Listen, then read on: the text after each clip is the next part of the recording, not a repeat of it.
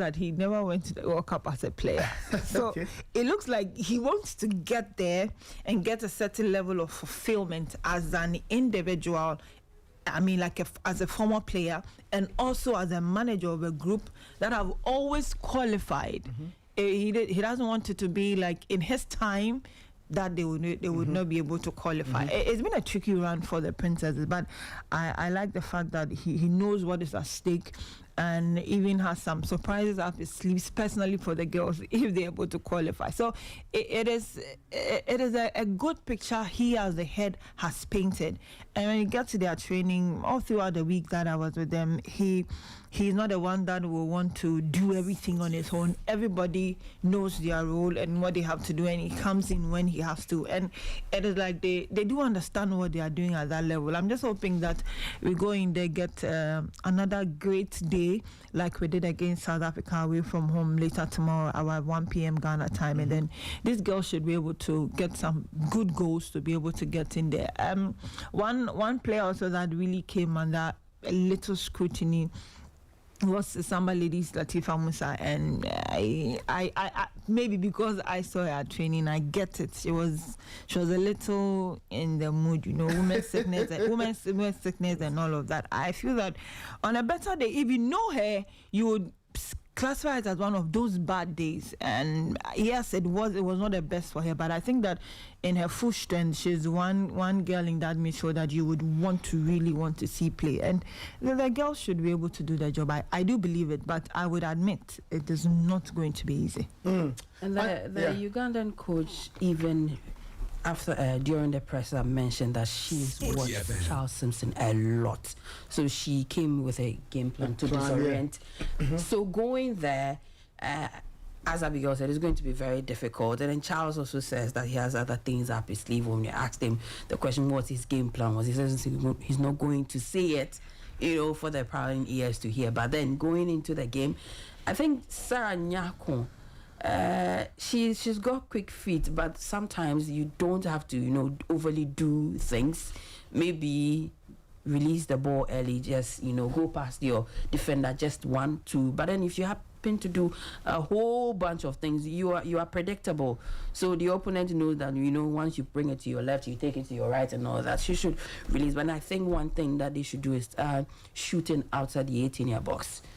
They should do more of that? Yes, exactly. Okay. To catch the goalkeeper off guard. But then if you say you're going to play like your typical Barcelona team, then play into the 18-yard box. No, just outside the 18-yard box.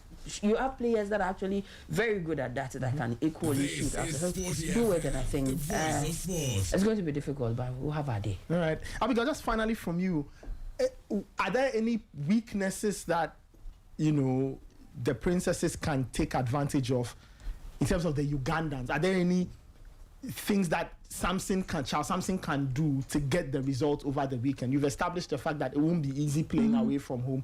2-1 is not a great score line going into an away leg. So is there anything he should learn from the first leg that can get him past the Ugandans tomorrow? I think that Linda Uso and Sadana Marco and her charges at the back need to be wary. The Ugandans in the 2 rounds that they have also played like we have do score at least a goal at home. So clearly there could be that possibility of them getting a goal. And so if we are that attentive, we should be able to guard our back line and our goalkeeper very, very well. And I also do agree that there are a lot of girls with firepower when it comes to shot. There's Latifa Bisik, there's Dana Marco, Linda Usansa. I don't know what it is with the Ampim Dakwan girls.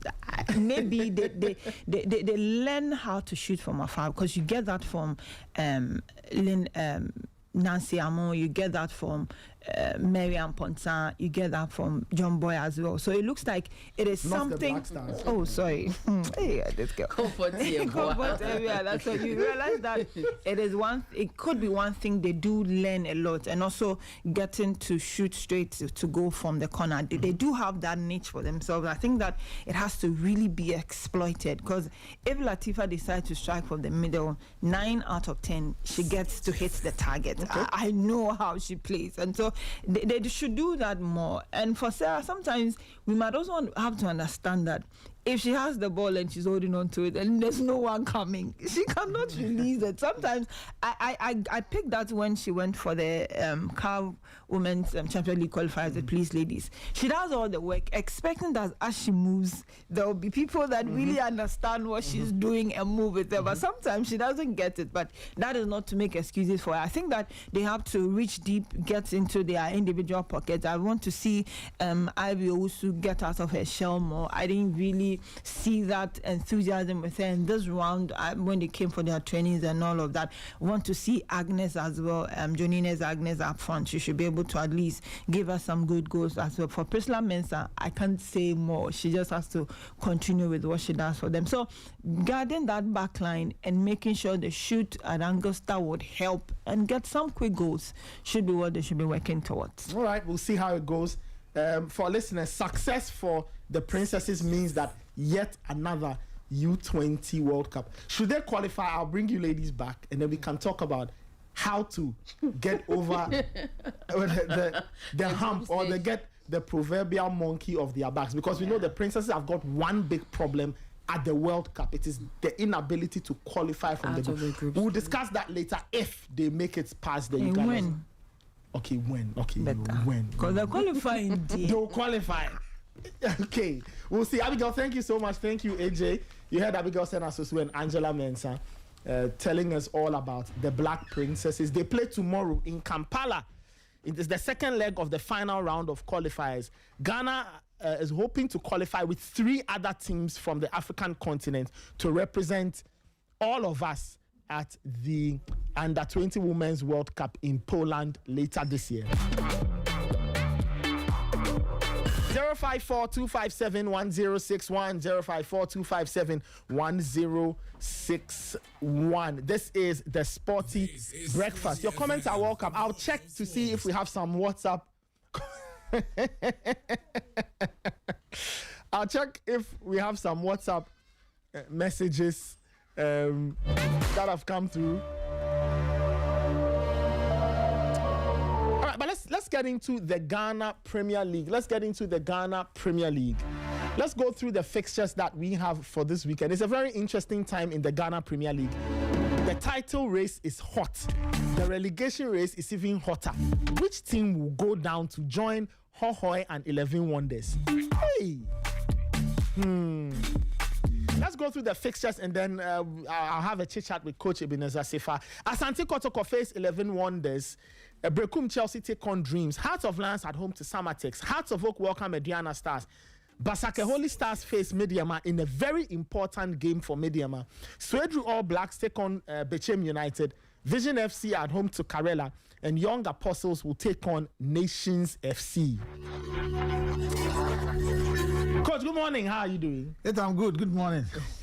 Why is the spiritual man? The spiritual man is not around. He has to deal with some business issues. So okay. He says today he's not dealing with spiritual things. He's dealing with money matters. Sporty is doing well. I mean, former Black Queens player Samira Suleiman is in Iceland. Okay. She's now a coach and she's listening the show. Okay. And she's doing very well, monitoring the Ghana Premier League, the women's football and all that. I've been having some talks with her and she's been monitoring all of us. So good morning, Samira. All the way from Iceland. Yeah, she's doing very well. Yeah. So these are the kind of people the football body has to be looking at. She played for the Black Queens. She's gone through the ranks and now she's a coach. She's having the UEFA license. So that's wonderful. She's doing very well out there. So I think that we need to monitor her and also try as much as possible to get them closer to the various national teams because they are our own. And we don't need to let them be there. And at the end of the day, we'll go and fight for other coaches to come around. So Samira is doing well out there. She's doing the monitoring anyway. Okay. Yeah. Let's get into the fixtures. I've already run through the fixtures. Because let's start off with, I think, maybe the biggest game of the round between Holy Stars and Mediama. Not because Holy Stars are the biggest team, but because of what this match means. But they ever since Johnson Smith took over, they've made that place a fortress. Yes. No team has been able to go there to beat them. Johnson Smith's first game was against Kotoko. which he beat Kotoko. And since then, no team has been able to go there to pick even a point from them. So it's a fortress. So if Mediama is going there, the Mediama ambition of winning the Ghana Premier League lies on that game this coming Sunday, then it's a big game. It's a huge game. I mean, they have 3-4 players that are, for me, good players in the league. I mean, one of the standouts in our league, Prince Cheneboa, is the main man on that pitch out there. You talk of Issa Yakubu, who I think is the most experienced player in our league. Okay. 2012, 2013, he was playing for Kumasi Asante Kotoko. Wow, that's for 14 years. Yes, and he was from Liberty Professionals before he joined Kotoko. And then he traveled out. Last season, he was the captain for the Chan team when Didi Jamani was the head coach. And he's still playing. They have Simba who played for... Yes, of course, the U23 star and all that. So they have experienced and young players, and they've decided to make their home a fortress. I mean, things are very difficult for them. They used to play at Enyinasi, and they think that place is not helping them, so they've moved out. But it's going to be a big game. Mediama couldn't play against Brekum Chelsea, and for me, it was just one factor: the pitch. It was very poor, and I was sad to see such a pitch on TV. I mean, we are selling our football to the world, and you don't play football on such pitches. The environment on TV was very poor, and I think that the club licensing board have to be bold enough to tell some of the clubs that, look, you don't need to play football here. And I've said it many times that we have good pitches here. If you want to play on 6 of them, it will be good. When you go to Cote d'Ivoire, they have about 5 pitches that they play their league on. I can mention some of the pitches that the teams go there and they feel comfortable. When a team goes to TNA Itakwa, every team that goes there will play good football. Bayara will play good football. Accra, you play good football. Dr. Kwame Chie Sports Complex. Tamale, Aliu Mahama, they need to work on the pitch, no doubt about it. But it's something that they can do. When you go to Kwando Sports Stadium, the pitch is very good. And one of the finest pitches that we have, it is Ejinase, the Summer Boy, Summer Test home pitch. They're always working on it. So if you have good pitches like this, you don't waste your time to go and play on pitches that players cannot even control. If the home team finds it difficult to control and then string 2-3 passes together. It was very bad. Mediama believed that they built from the back, and based on that, their players couldn't play. And everybody saw it. But you give credit to the home team because they believe that they need to win that game to make their stay in the Premier League bright. And for them to open a free gate for the whole of the group to come and watch that game should tell you that, look, they really needed that point. And of course, for them to also play for their departed brother, Dominic Frimpong, may also rest in peace. So it was a very good game. And I think that Mediama took the lead from Kevin Nkrumah, a good pass from midfield from Salim Adams, and it was a great goal. If he had controlled the ball on the turf, he would have missed. So he controlled from his chest and then straight away he tapped the ball. Chelsea fought back, and I think that he really did well. I mean, Seydou Abubakar, former 11 Wonders striker who broke his leg, he sat down for over a year. Wow. He went to summer test, he couldn't play, and now he's the one striking for them. Very tough, very strong for them. Mediama's 2 centre backs, and I think that Jonah Tukwe, with all his experience, also came to bear. Yeah, they did well for them to put 2 backs, ball behind Felicie, one of the finest keepers we can have in the league. It was a nice game, but I think that the pitch didn't make the game good. For Mediama, how do they navigate this game? Because of the complication of the title race now. Yes. Gold Stars have 3 points in the fridge waiting for them because this weekend, they were supposed to be It's not happening. Now, Mediama need to get something from this game. They believe they need 6 points to win the league. 6 points? Yes, out of the game between Heart of Flowers at home and Basake Holy Stars and House of Folk the last game. They want to finish the 6 points before probably coming to Accra. And it's possible. This morning they are training on the AstroTurf because the game will be played on the AstroTurf. And that is where you see the best out of the Mediama team when you want. They've got good players, especially their midfield. Emmanuel Mante, you talk of Godlu, Jakwasu, Fuzi Taylor, you talk of Salim Adams. Salim Adams will be joining the Black Stars on Monday. So probably it might be his last game before their game again. But they have equally good players on the bench. Emmanuel Owusu, Prince Owusu, who was with the Black Stars and all that. I believe that Basake with 43 points are almost secured to stay in the Ghana Premier League. But it's going to be a difficult one. But I believe that Mediama will do well in this particular game. I mean, they have got strikers on a very good day, Chris Limba has played for Italia, he plays for Busuan Dwarfs, he's moved out and come back. You talk of Kevin Obin, the former Brekum Chelsea, Adriana striker, and they have Salam Abu Abdul, a very strong player who destroyed Kotoko at the TNA Park. On that. It's going to be a tight game, but I believe that Mediama will carry the day. Okay, this is still the Sporty Breakfast. Time check is 8:14. I have Eko Asma here, our friend and older brother. The great Eko Asma. Eko, how are you doing? Good morning. Great by the grace of Jesus. I've been submarine for a bit. Yes. You were doing a project. You were writing. Yes. So by the grace of Jesus, I've been able to write 6 books. Wow.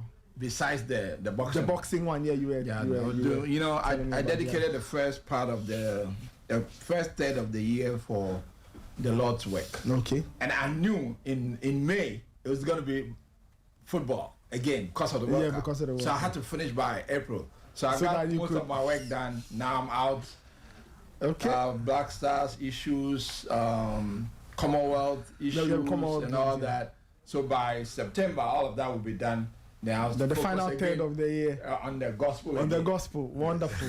Doing the Lord's work is a good thing. It's very important. It's nice to have you. I'll get your thoughts. I did pass the torch to. I was hoping to see him today, Raymond. And I think he's been sleeping on the job. I want to hit him where it will hurt the most.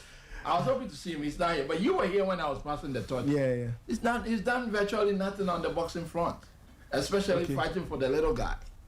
Oh well, I mean, when not here, so it's not going to be fair. It's not fair. No problem. I'm sure you can speak to him in private and find out.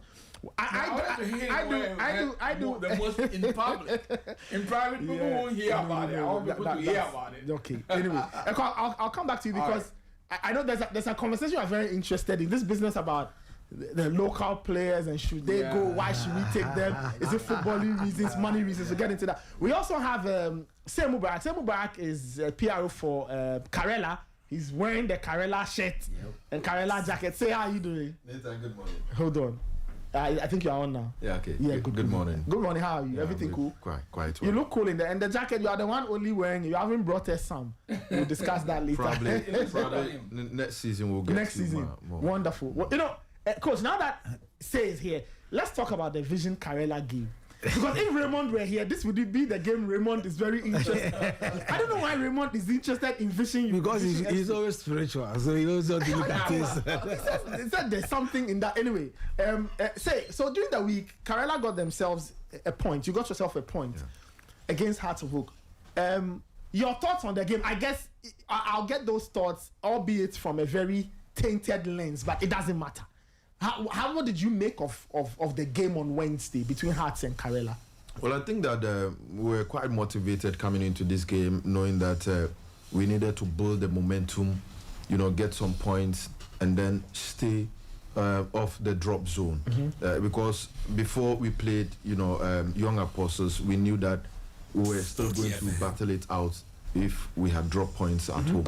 So we needed that point to motivate us come into this particular game against Accra Hearts of Oak. And interestingly, for the past 2 years, we have not lost a game in the Greater Accra region, being it against 11 Wonders, being it against Accra Hearts of Oak, Legon Cities. And I think that's quite great because the only time we lost was in Tema last season against this Vision team we are playing on Sunday. And that makes it quite interesting. We know where we are safe. However, we have a target to meet. And so, for me, the Hearts of Oak game was a game plan. We just have to approach the game very quietly, but motivated after we won against, Young Apostles at home. So, I think going into Sunday's game, we have much expectations. We have a target, like I said, but we want to exceed that. We want to make sure that, we give something big to the owner, Honorable Haruna Idrisu, at the end of the season. So, we are preparing. We're still in town. And we're hoping that we'll get a good result on Sunday. Well, Carella is 7th on 46 points. Because they got themselves a draw. When I think about that result, I look at it from 2 points. One, Carella showing up and being very solid and difficult to break down, which is all good. I mean, when you go away from home, you have to do that. And then this other side that we've spoken constantly of Hearts of Oak and this inability to score goals at home. At home. See, I don't know. Just going, Coach, I'll come to you in a second. But just as a team, I'm sure you were very aware of Hearts of Oak's goal scoring struggles. How much confidence did that give you, knowing that if those problems persisted, you could probably walk away with something from the game? Ahead of the game, in fact, I spoke with the head coach, Nuruddin Amadou, how his approach was going to look like. We didn't have enough time to train because after the Apostles game on Sunday, we left Tamale on Monday morning. We got here deep in the night. Wow. And so there was no time for the players. How long was that trip? But probably 15 hours. 15 hours? So there was no time for the coaches to take the players through, even shake up ahead of that particular game. But one thing I know about him is when he's approaching these big games, especially away, he has a different approach going into those games. And he thinks that if you don't allow him to score, he wouldn't allow you to score either. And so he made the boys to understand that we haven't gotten the opportunity to even train in Accra here. So we are going into this game motivated by the fact that we have cemented our place in the league for next season. However, let's do something, on the pitch, because this is a big match. Accra of Oak, we all know.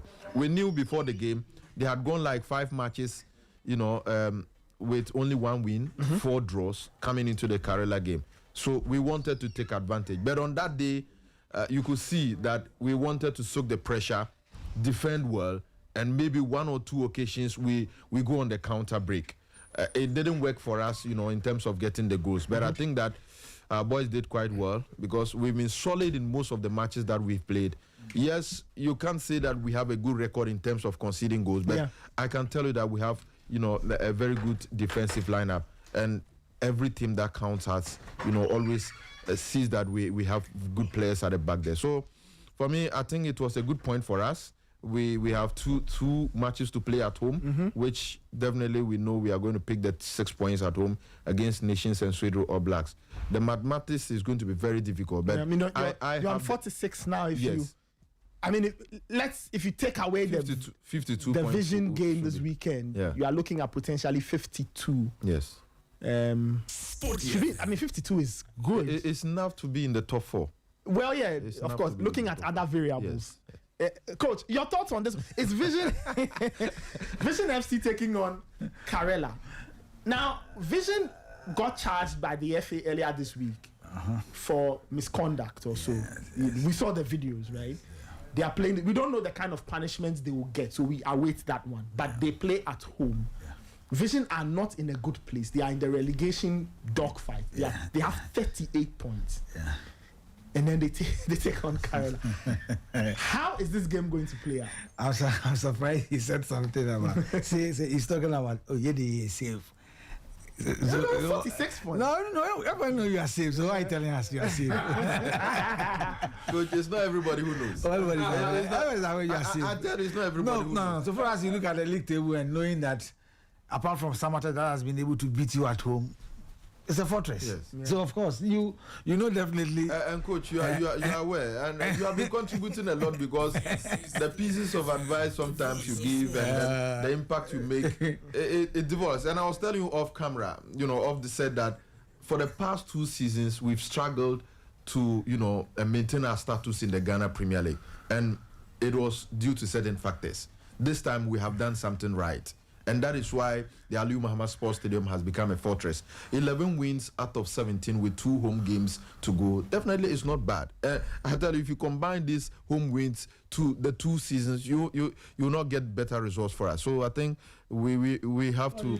Yes, we have done well. I mean, the game against House of Folk, it was the same game plan they came to Tuba to play Dreams FC. He tried to have a lot of overload at the back, go the wide areas, and let's go against Dreams FC. And they had wanted to surprise House of Folk, but I still have to say that their goalkeeper did very well. For him to have the man of the match to tell you that he did a lot of job, because House of Folk were all over at them at the third half of the field. But I think that they did very well. Mentally, they were okay, because the moment you lose concentration, you'll be beaten. And of course, they were focused throughout. I mean, it hurts for you to travel over 15 hours and then even team shaping, recovery, and all that will be difficult. But I think they've been able to do well. I mean, they were psyched up to come and play the game. House of Folk does well at away. I mean, we all saw the game against Nations FC. So their fans felt that, look, coming home against Carella is a done deal. But they played, and one of the players called to tell me that, coach, your home games away. No, because he was telling me that there's a lot of pressure on them here. Supporters are insulting. Even the technical team is putting pressure on them and all that. It affects them. Now, why should it affect you at this level? But don't they have a psychologist? I can tell. How many of the clubs have? I'm saying, I'm talking about House of Folk. I get you. But how many of them have it? No, we're talking about Accra. I know. The favorite team of somebody here. So for me, I think that Carella, they did very well. I mean, to play House of Folk and pick a point. You know, I told you something. If Kotoko or House of Folk beats you, for me, it's no news because of some factors. But if some clubs are in the league, if they come to your home, or probably you go to their home and you are not able to pick some vital points, then for me, I'll get worried based on maybe in terms of materials, in terms of motivation, everything. Carella have gotten it. I don't think they own their players. They pay them good and all that. I know the kind of players they signed, the money they paid for those players. So Coach Nuruddin Amadou is a former Premier League winner. You understand? He's been in the system for long. I think he was part of the coaches that went to Germany for attachment. He and Masokunodo and the rest. So for me, he's one of the experienced coaches. So if you are playing him and probably you're not able to beat him, it's good. But the Vision game is going to be tight. Vision are missing their head coach, Nana Jemai. He's with the Starlets. Yes, in their game against All Blacks that they lost at home, he was not part. He was with the Starlets at Cote d'Ivoire. And yesterday, on Wednesday, they flew to Morocco, so he will not be on the bench again. It's going to be a difficult one, but I can tell my brother that they are going to have a tough game.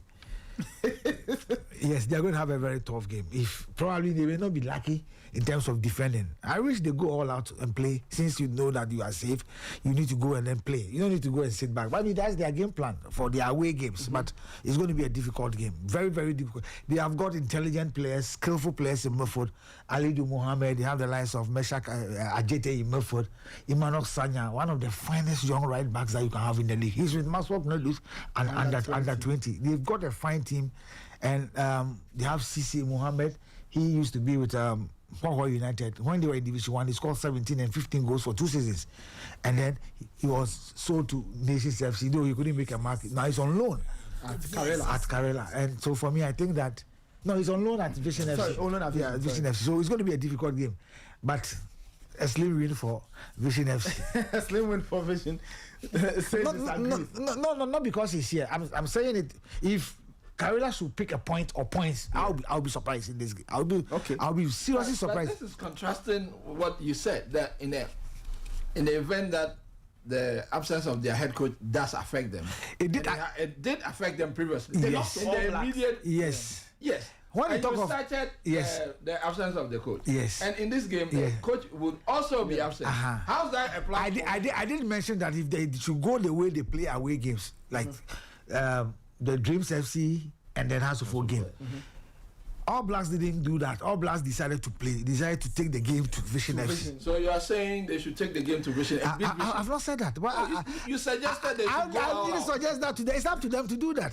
So if they do that, then they'll beat Vision. It depends. It's possible. It depends. Especially since their head coach is not around. It's not there. Vision from what you said, stay up. Look, from what coach said, that's what I picked. Yeah.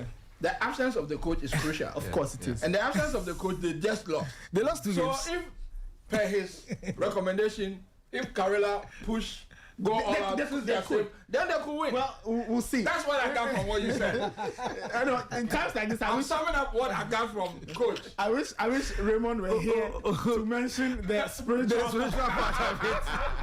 No, but it's going to be a good game. I mean, I'm calling on all those in Tema, Ashraman. It's going to be a very interesting game. I mean, for Carella to come all the way from Tamale to pick a point from Asofok tells you that they have a good mentality. They have a tactician who will be able to probably mop up. And it's an AstroTurf. There's a difference between playing on the AstroTurf on the grass. Though they play some of the matches on AstroTurf, I think when he went to Basaka, it was an AstroTurf and all that. Yeah. So it is something that probably they may. But I'm saying that this is a crucial game for Vision FC. If Vision should lose this game, they'll be close to the red line or just beneath the red line. Vision are below the red line. Yes, and your man is telling that they are safe. We'll see. Maybe they'll feel comfortable enough. Anyway, 8:29. We'll continue. Let me welcome our very good friend. I hope you understand. Ayala. I don't understand what's going on. I'm just talking to my friend. Okay. This is some technical jargon. Yes. Anyway, let me welcome our very good friend Osu Ayala joining us from Shira FM in Kumasi. Ayala, how are you? I'm good. Everything cool? Everything cool. No wonder, because Kelvin, I was watching that. I said, but where's Ayala? Why is Ayala not on the YouTube? I didn't know Ayala was on the way here. I've been seeing him for quite a bit. Yeah. It's been a very long time. The latest burger in town, you know. So. Yeah. Coach. Oh, it's true. Coach. Yeah, it took a while for me to figure it. When did I figure him out? You went to Australia, to Germany, That was a long time. Oh, long time. That was a few weeks ago. But you're not traveling. No, but it's a long time because with the burgers they go every weekend. And he hasn't gone for 2 weeks. Okay. Maybe he's here in Accra. Maybe he's in the evening he'll be flying. Yeah. Anyway, Ayala, let me bring you in. Let's talk about Asante Kotoko and wonders. Earlier this week, I watched your video. You made a very interesting point about people's sentiments towards Hamza and Prince Yaousu, and sometimes the truth people try to avoid because of who is their friend and who is not their friend. Hamza's first home game is against Wonders. He won't get any better day, right, to get 3 points. But just in a few words, how can Asante Kotoko end the season on a good note? It's been a bad season, a write-off. It's not been good. But with this, let's focus on this game and maybe we can chart out maybe the final 2 games. How should Hamza or Bing approach this game? What can he do to get him 3 points and then try and end the season on a good note? Okay. I think it goes into the broader discussion that we are having here. For me, at this point of the league, coach, it's not too much about tactics. It has to do with survival. Okay. And that is why I believe... For some of the teams. Yes, and that is why I believe Vision will beat Carella. It has got nothing to do with the tactical... No. And coach Nana Jiman is not around. No, Dinamadu's top coach. But they will lose. Because when we get to this stage... Other things... Whatever must come down, must come down. Other things come into the equation. Yes. So when you are safe, you are safe. Once you are out of the survivor zone, you really don't matter much in these games. And I look at the league table and Mediama will beat Holy Stars. Wow, on the road. Yes. Once Holy Stars are safe and what they have to play for, you compare it to them what Mediama have to play for. That is what wins you games during these times of the league. For the Kotoko issue, you heard me right. You see, there have been series of disappointments within the institution. The bigger picture has been the IMC, that is the board. They've had their own share of how they've managed the club. And for a Kotoko discussion, once you go a season without a trophy, that is a failure. There is nothing else that can save you from that discussion. So they've taken their bets. And the good news for them is that there's a new board. And so people are saying, oh, look, these people, they don't even deserve a lot of our time. They are gone. Now, then comes the team and the discussion around them. Karim Zuto, whether he resigned or he was sacked, have had his bit of the discussions too. He left. Then came Coach Prince Owusu. Yes, as someone who worked in Kumasi, I know a lot of the Kumasi people didn't know him. Okay. He's not so familiar within the Kumasi environs. So whatever he has done in his coaching career, people give little attention to it. But the bottom line is that the results was not going in his favor. That's true. And when results are not going in your favor, the simplest way anybody on any media platform can brush you off is that you are not good enough. So yes, Coach Prince Owusu was not good enough. Then comes the lover boy, Hamza. Yeah. Hamza is loved. Even here in Accra, everywhere you go, people love him. His personality. He gets a lot of good. People say a lot of good things. He has goodwill. Yeah, he has goodwill. His age and what he has been able to do with Samuel Boadu during his time as Mediama at House of Folk, what he did with Vision FC. He seems very, very enterprising, and people love those kind of people. Potentially, he can build into something very, very monumental. This is sports. Then he gets the opportunity to take Kotoko through the last games. Now, aside this job that we do, that I also get into the studios and do analysis. I like to survey the environment about the discussions people have around the huge topics. And I knew the moment the baton fell on Hamza, people were not going to go at him. I knew they wouldn't be able to go at him. Then he lost his first game to Dreams FC. And indeed, my suspicions were right. Now, everybody in the team has taken their swipe from the media and from the supporters. So IMC, coaches, players. Now is the time for the players. Okay.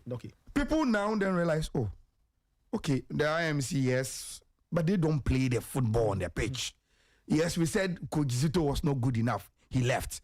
Prince Owusu, not good enough. He left. Now Hamza too comes, and we know Hamza is potentially a very, very good coach. But still, the results are the same. Then we think we've not paid so much attention to the disappointment from the players. Okay. And now, for me, in the last game that Kotoko are going to play, that is where the discussions will be. People will then realize that aside all the other roles, all the peripheral people were to play to make Kotoko have a very, very good season, and they failed. No doubt about that. The players too have a huge say in the disappointment of the season. Now, when I talk about the players, look, coach is here, and he can help me to straighten these facts. In terms of all the teams that plays in the Premier League, I do not believe any of the teams have player quality more than Kotoko. Okay. Coach, do you agree or disagree? I agree with him. If you do a player profile of the people on the Asante Kotoko roster, and you compare them to the 17 other teams in the league, Kotoko have got arguably a better roster compared to the others. Okay. Yes. They do. And Would you expand on that? Oh, yes. When you talk of experience in the Ghana Premier League, let me take the Kotoko back line, for instance. You talk of let me go with Lord Amwa. Although he's injured, he's played for Chelsea for 3 seasons or so before coming to Kotoko. So in terms of experience in the league, and he's one of the, when I pick 3 right backs in the league, Lord Amwa.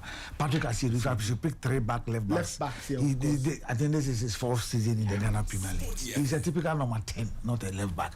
So George Free, who made him a left back. Zakaria Fuseni has played for Chelsea for so many years. He was part of Tankus under U23 in Egypt.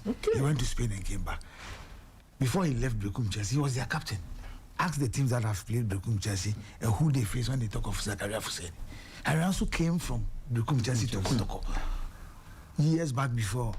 They've got Samba. Samba's quality. Yes, it sound fine. Let me leave Samba out of that. He's above the league. It's not about him being above the league. Let me talk about yes, he's a foreign player. Yes, Let me go with the goalkeeper Aziz Dari. He was part of the Galazi's team when he was with the team United. He was their number 1 goalkeeper before he came to Kotoko, compared to some of the other goalkeepers. He comes to the Kotoko midfield. Jehu. The game that he played for Brekum Chelsea, he has not even played half for Kotoko. When he joined Kotoko, every team wanted Robert Jehu. You talk of Seth Kojo. Seth Kojo at Bechem United, I think the 3rd, 4th season in Bechem. He was playing alongside Augustine Oka, Clinton Dodu, Iron Essel at the back, That was a very good Beche team. Yes, that was a very good Beche team. They play Francis Chene and then they play Seth Kojo and then Abdul Karim, who plays for House of Folk now. Yeah. That Beche team was a very stocked team, very strong team. I won't go far. Let me go to the attacking line of the Kotoko team. Even Peter Amido acquired his third season under Kotoko. You're not even talking about Neymar and no. Why Neymar for? I won't mention. Let me just. You understand? But you see, Calvin's very good friend. So when you talk of Mediama, for instance, they've got a young team who are very good, but in terms of experience in the league. So what Kotoko has is experience. They have experience and they have quality. They have experience and quality. But sometimes, so if you want to see a team that is not performing, there are factors that affect performances. Yeah. I don't see why Kotoko should camp their players at one place. I've worked for Kotoko before. Mm-hmm. For instance, if Ayala should come to my house and I'm not at home, he will stay. He will leave and go. Yeah. But if you are in camp and Ayala friends comes to visit Ayala and he's not around, they will stay. I hang around.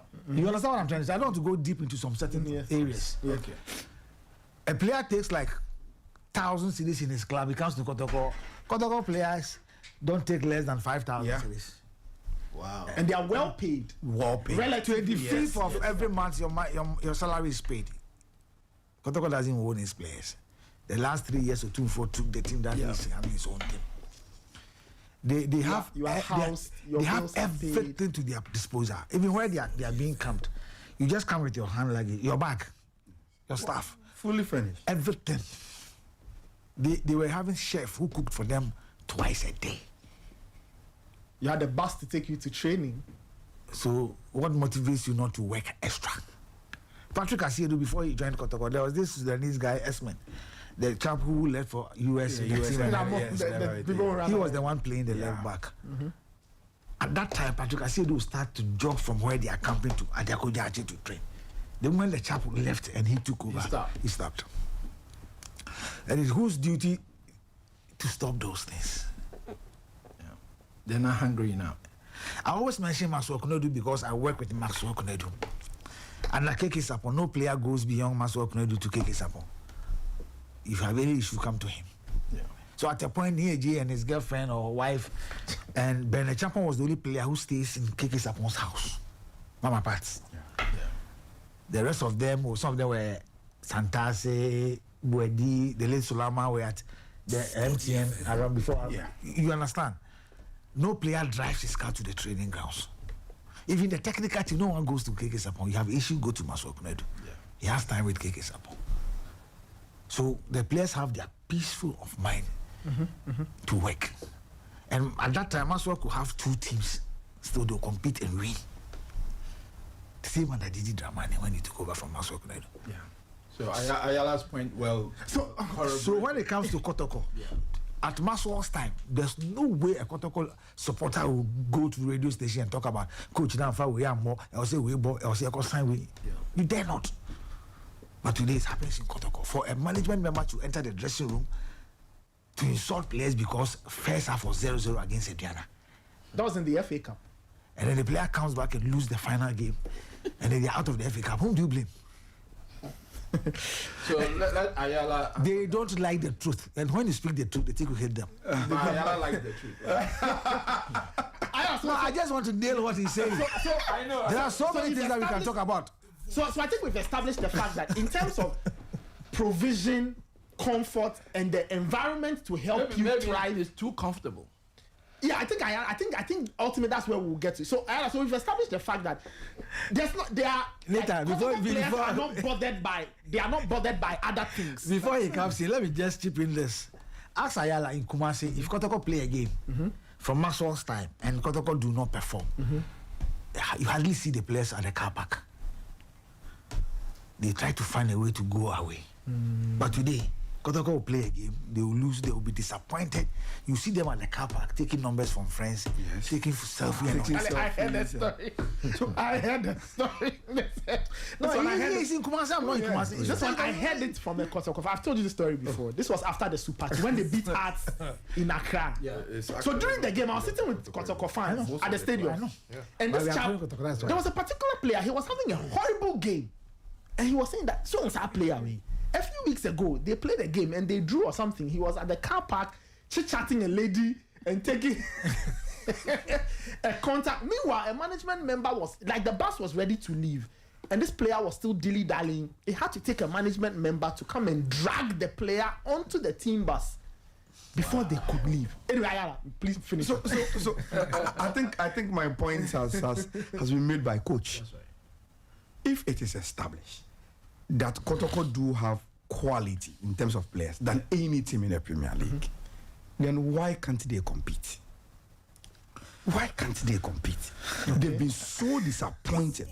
For instance, you look at a player in the profile of Carella FC, and you ask yourself, since he came to Kotoko, he has not been able to match up to any of his standards.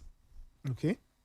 Carella FC, unless you don't know him, very tough, reads the game well, very committed on the pitch. He hardly makes mistakes.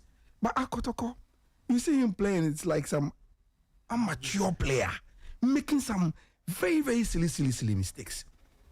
And if you are close to him, even from afar, you look at his demeanor and you could tell he's yet to find himself at Kotoko. Look at the profile Emmanuel Entry came to Kotoko with. He came to Kotoko and within a shortest time, he was part of the Blasters. Yeah. But today, he doesn't even get a look in. It's true. A lot of the Kotoko games I've seen this season, all of them, Entry has come off the bench 5 minutes, 10 minutes, and even that when he shows up, he doesn't perform. Yes, and he doesn't look like a player who's interested in playing. And this goes way back to even the coach that recruited him, Prosper Ogum. Immediately, Entry stepped in, quality player. But there are a lot of complaints about his behavior, his hunger. You know, he seems he seems so relaxed for the game. He relies so much on his talent. But you need to push harder.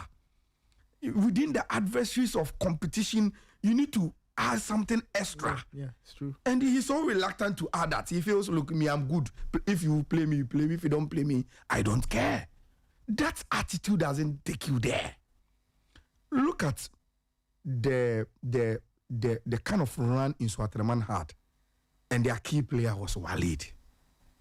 Even before he came back from foreign football, look at the clubs that were interested in him being available. He comes to Kotoko, and he's on today, he's off tomorrow, he's on today, he's off tomorrow. Look, even the players that started the season at Kotoko that were blossoming, Samba, Hubert Jew, Albert. Look, all their form has just it's just gone. Peter Miduakwa is another guilty party. Oh, he's a lazy player. You get it? Guilty party. Look, when Albert Samoa was transferred, right after his transfer, look at the effect of Kwame Poku on the Kotoko team. So in the initial stages, Albert Samoa left, nobody remembered him because Kwame Poku was giving in the goals. All of a sudden, he has dried up. He's not even getting a look in until recently Hamza took over and he was called back into camp and all that. So, yes, for me, if you do a proper analysis of any team within the season, there is no way, per my experience, I will not have a chunk of the debate on the players and whether they've really done well or not. Because for me, I think sometimes, yes, a very, very good coach can inspire you with his competence for you to win. But majority of the job is done by the quality of the players, how consistent they will be within the season, how committed they are to the course of the season. And this season, the Kotoko players have really, really disappointed. Yeah. They've really, really, really disappointed. It's not as if Kotoko didn't do very, very good recruitment. They did. It's not as if they are not being provided for. They are. It's not as if they are not being motivated. So what is their problem? They just lose their focus at Kotoko. And just as Senior Asuma said, they feel so comfortable. So comfortable. Maybe too comfortable. It's overwhelming. And for me, that is where the issue must be. So in wrapping up the evaluation of Kotoko, I think the next season, the bigger job of the board and who becomes the CEO and whoever must look at a research as to how they get the best out of their players. Why their players come in and they feel so relaxed. You speak to some management members and they will tell you, on the day that we've lost a game or we've given a very, very disappointing result, just as we were saying, you go to social media and you see our players onboarded, dancing, taking selfies, having a ride in town. And they post these things on their social media platforms. When you have their contacts on WhatsApp or you follow them, you know, are these people that you are wailing for, that you are so disturbed about they don't really even care. There is something wrong with the players. Well, Asante Kotoko, the mystery of Asante Kotoko. Say, final words before we let you go. You have to go and join the camp. So just final words. You guys are going to Tema. Ayala thinks that the odds are stacked against Carella because Ghana Premier League at this time is more than tactics. We are safe. As Michael and I have come to understand that some of it is all groundswell. Anyway, say final words before we let you go. Honestly speaking, we're not taking this lightly. Yeah. Like I said, you know, in Sunyani when we had this Swampa Invitational tournament. Yes, that's tough. Where we saw the crop of players were taken into the Premier League. In fact, Honorable visited us. He paid us a call and gave us a target. When he was wearing the Liverpool jersey. Exactly. Yeah. It was a surprise visit though. But the Liverpool jersey was my worry. Fair concern. It's a fair concern. So we want to exceed that expectation. And that is why we're taking this particular game very serious, because we think that we need to gather more points to be able to achieve what we want to, achieve by the end of this particular season.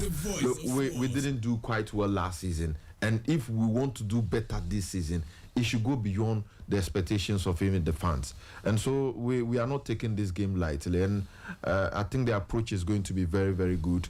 As we speak, the team is on their way to the training grounds to finalize preparation ahead of that encounter on Saturday and Sunday. And of course, going back to play the last two home matches at home, we are quite optimistic that as for those 6 points, definitely we will get them and then build ourselves into the next season. We have a very good team, and we think that a few additions definitely will do. And next season we'll be targeting, picking the Premier League title. Wow, big talk from Carella. Say thank you so much for joining us. All the best ahead of Sunday. We'll catch up soon. Thank you very much. Wonderful. This is still the Sporty Breakfast. Time check is 8:51. Coach, let's go through some of the games quickly. Then we can talk about the conversation. So there's the other games quickly. Brekum, Chelsea and Dreams. Brekum, Chelsea are hoping to do 2-2. They beat Mediama a few days ago. Yeah, you see, my issue is with the Brekum pitch. To be honest with you, Dreams FC plays like the way Mediama wants to play. They always want to put the ball on the table. That's how Domo has been able to adjust to his game plan or what. Brekum, Chelsea have Dreams FC, they have young 11 wonders to play, and they have Bicham United to play at home. So apart from these two games, they only have one away game. So for Brekum Chelsea, it will be good for them to be able to pick out the 3 points against Dreams FC. But Dreams FC has been a team that can surprise you at any given time because they play good. Their players are very young, they run very well. But my problem will be the pitch. If they will be able to play on that pitch, then I think Brekum Chelsea will be in trouble. But other than that, Brekum Chelsea needs to carry down the 3 points. Yeah. All right, there's Lions, Samatex, Hearts, Adriana, Swedru All Blacks, and Bicham. I don't know which of the games. Lions, they have no excuse than to pick all the 3 points against Samatex if they really also want to stay in the Ghana Premier League, because their next game after this game is going to be Mediama in Takwa. And that is a game probably if Mediama is able to beat Baseke, then probably they will love to nail it against Heart of Lions. So it's going to be a difficult game for them to stay at home for Nations. This is not the first time Nation has gone there to beat them. Nation needed that match badly because they sat at home and lost to Hasselhoff by a long goal. Yeah. And as we speak, they'll be going to Wenchi to play Young Apostles. And Wenchi are calling for the change. Young Apostles want the referee change because they believe that Juliet Appiah is coming from Kumasi, and apart from that, they said the last time she came there, there was an issue made, and the fans were not happy, and they went onto something like that. So the FA has to look into it. I believe that the referee needs to be protected. If the FA feels that she's the one that has to go and officiate the game, they need to have more security people out there so that she goes there to officiate the game. We need integrity in our game, not a matter of I don't need this referee, I don't like this referee. Then every team will be changing referees. Well, I think that she has to go, but they need to protect her and make sure that they protect the fans and the people, anybody that goes to Wenchi to watch that game. For Heart of Lions, as I've said, they need to go all out against Samates. Samates, they lost to Gold Stars. First half 2 goals, and then they fought back. It's never going to be an easy game for Samates, but Lions need to be very careful. The game might end in a draw. Okay. Heart of Oak, Diana. Heart of Oak, their second straight home. I'll be doing the game on pitch side, and Heart of Oak, if they had won their game against Carella, they would be in line to be chasing for the league trophy, because their last game is against Mediama at Accra Sports Stadium. Yeah. And for them to drop that 2 points against Carella has caused them. Has really, really caused them. For Adriana, I watched them against the Galaxies at the Accra Sports Stadium, and they were phenomenal. Though their captain Boache was not part of the team, they played so well. Unfortunately for them, Kofo had a record against Basaka, so he will not be playing. So obviously, Raymond Ajimai will be shifted to the center. They have got a young and pull a lot of players out there, but playing House of Oak at the Accra Sports Stadium, as usual, House of Oak fans are not happy. They believe that Frank Duku Abra, Mauli Wayu, and of course Hamza Isa are not doing the job for them. But I also believe that it's not only strikers that scores goals. I mean, you go to Europe, it's not only strikers that scores goals. Chances are created. So I hardly find it as difficult to see as folks striking from 20-25 yards at goal. They don't shoot at goal. And that has been my problem. You understand? So probably Didi Dramani having that fair defense line, Milford is intact. They need to work at the final third, but it's going to be a tight game. To be honest with you, it's going to be a tight game. If Hasselhoff do not win, it to end in a draw. Because after tomorrow's game, on Sunday's game, Hasselhoff will be missing two goalkeepers. Agbasi, and then they'll be in the national team. So they need this point badly before probably they go away to play their next game. Talking about Hearts of Oak's numbers, listeners, let me blow your mind. Now, if you look at all the teams in the Ghana Premier League, 11 Wonders have scored 20 goals. Hohe United have scored 22. Hearts of Oak have scored 21. So they are just ahead of 11 Wonders. That relegated. That is so poor. It's not good. From a goal scoring perspective, it is so poor. It's not good. Hearts have played 31 league games and have scored 21 goals. It's not less than a goal per match. Yeah. Less than a goal per game. Wow. And that's really yes. That's really less than a goal per game. That's really bad. Wow. It's very, very bad. And for me, I think that the reason they did that, they couldn't sign. It's their own doing. It's their own doing. Created their own problem. It's still pending. Yes, they were in court yesterday. They were in court yesterday. Would have it. Ayala is here. Ayala, what was the update? They were in court yesterday. Ayala, what was the update? Okay. It wasn't yesterday. Judge Alaya. It was Wednesday. Judge Alaya. No, I'm not a judge. I am just a journalist that is reporting on the issue. I'm just kidding. I'm just kidding. You know how people can twist these things. Oh. Okay, so this is a summary of what is happening. House of Folk former technical director Rennie Heading got a decision at FIFA. That's right. And the bottom line was that his contract was terminated wrongly by House of Folk. And even before the contract was terminated, there were some salaries that were in arrears. Okay. So FIFA then instructed House of Folk to pay the salary that were in arrears. And as a breach of the contract, they also to pay a certain amount of money in compensation. Yeah. Now, if I refer to the figures, FIFA instructed House of Folk to pay around $144,000 to the coach for the wrongful termination of his contract. And House of Folk was supposed to pay the salary arrears of $2,400 to the coach. Now, when Rennie had that ruling from FIFA, House of Folk obviously didn't bother to pay. So then FIFA instructed the Ghana Football Association as a member association to strictly enforce the laws of failure to pay your fines. Yeah. And that has culminated into House of Folk transfer ban. Yeah. Now, Hearts were so comfortable with the transfer ban and still didn't bother to pay the money. So Rennie consulted his lawyers in the UK, and they also consulted lawyers in Ghana. And they were told that I think in 1957 there was a treaty Ghana signed that makes it possible for you to enforce international arbitration in Ghana. So then if he feels that House of Folk are not really going to show responsibility by paying him, he can then come to the courts in Ghana, then enforce the arbitration ruling on House of Folk to pay him. So he took the case to the Tema High Court. We are all privy to a lot of the initial stories and all that. So on Wednesday, they went to court and has submitted their settlement terms, because the court has initially told both parties to engage in a settlement. This is a pay up and just lift your band. And so yes, okay, House of Folk said, okay, we are going to put together a document, then present it to the court. If the other party agrees to it, then that becomes the ruling of the court. Then that we've gotten to a stage where there's a settlement agreement where both parties agree. And so then we will enter that as our ruling. The payment plan will be followed. Then the case then will end.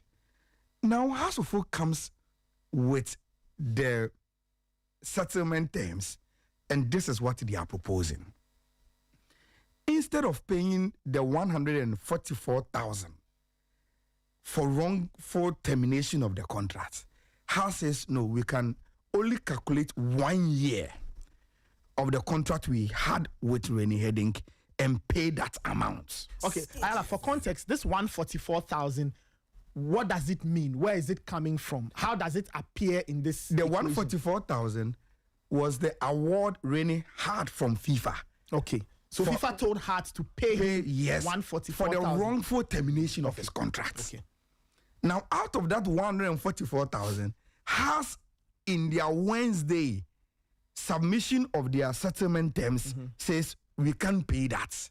We will be able to pay a calculation of 1 year of your contracts. So out of the 144,000, Hearts proposed to pay 57,600. That is a calculation of a one year accumulated salary to him in place of the compensation for the wrongful termination. Then Hearts proceeded to agree that with the salary arrears, you've worked for us, we are supposed to pay you. So that one, we can't touch the figure. So we will pay the 2,400. So you add the 2,400 to the 57,600. Then House will be paying 60,000. 61,000. Now, what the lawyers of Rennie Heading is saying is that if you add the award from FIFA, we are talking about somewhere in the region of 146,400. And all those monies also have 5% interest per annum since the ruling. So they've not even calculated the interest onto it. You already have to pay us 146,400 and before the interest. And you are saying out of the 146,400 plus the interest, you will pay only 60,000.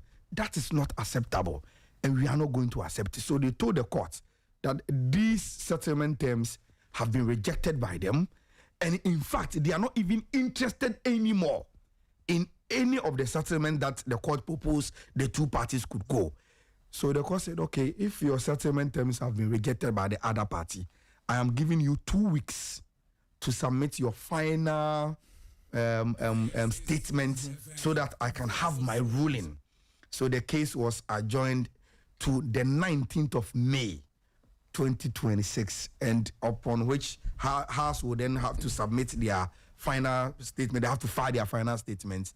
Then the date for the ruling will be set by the court, and House will know their fate. So as it stands now, House of Folk are still under international transfer ban. So listeners, that's the context. If you're a Hearts of Oak fan, this is the situation facing the club. This is why the club has been unable to sign players. So it is Hearts of Oak's own doing that has led them here. Yes. That is why they've scored 21 league goals this season. because they haven't signed players to score goals. Because at least during the second window, at least they could have gotten 1 or 2 players to augment the squad. They could have. How did Agbesi join the team? From the beginning of the season. Agbasi joined from the beginning. He had injury problems. They registered him, but he was injured. You realize what even instigated Rennie to go hard on House of Folk was that release that was subsequently deleted by House, if you remember, when the FIFA ban ruling became public, and they proceeded to make a statement creating the impression that they've already done their recruitment.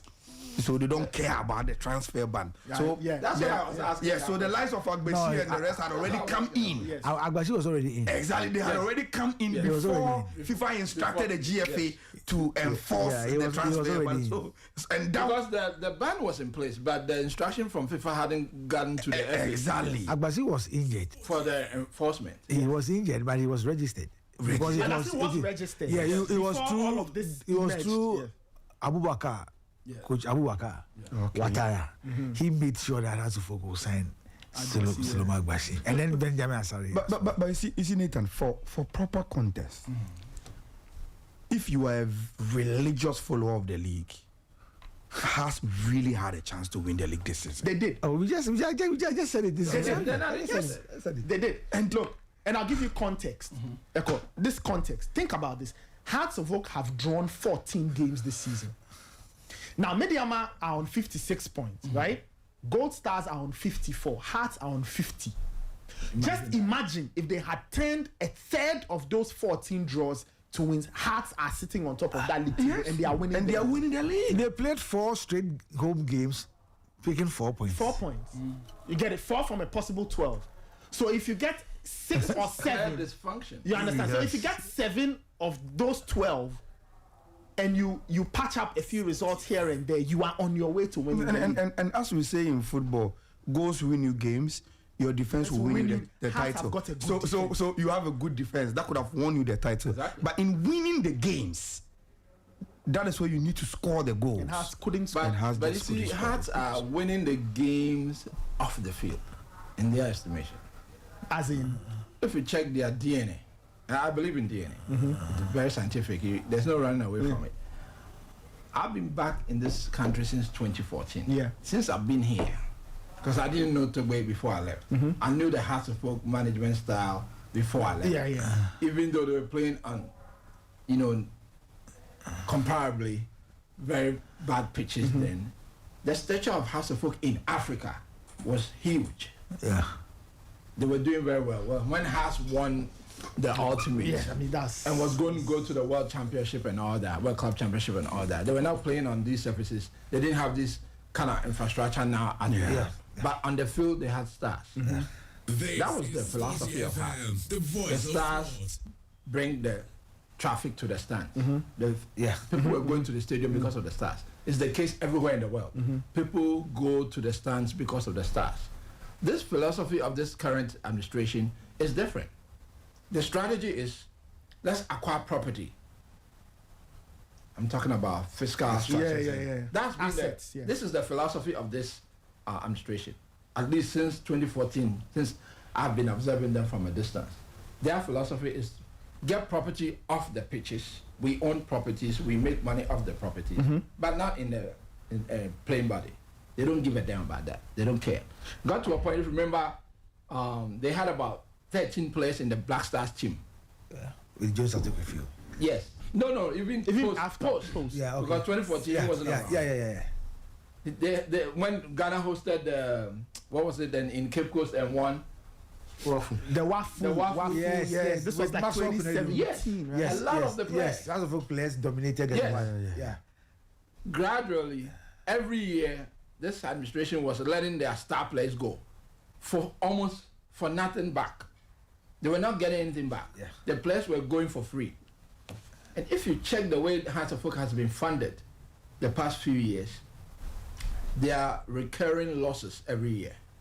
And if you check when they did the flotation, the ethical boundaries that were crossed, like they were crossing the street, if you check, the conflict of interest, because every time Hearts of Folk owns owes a particular entity.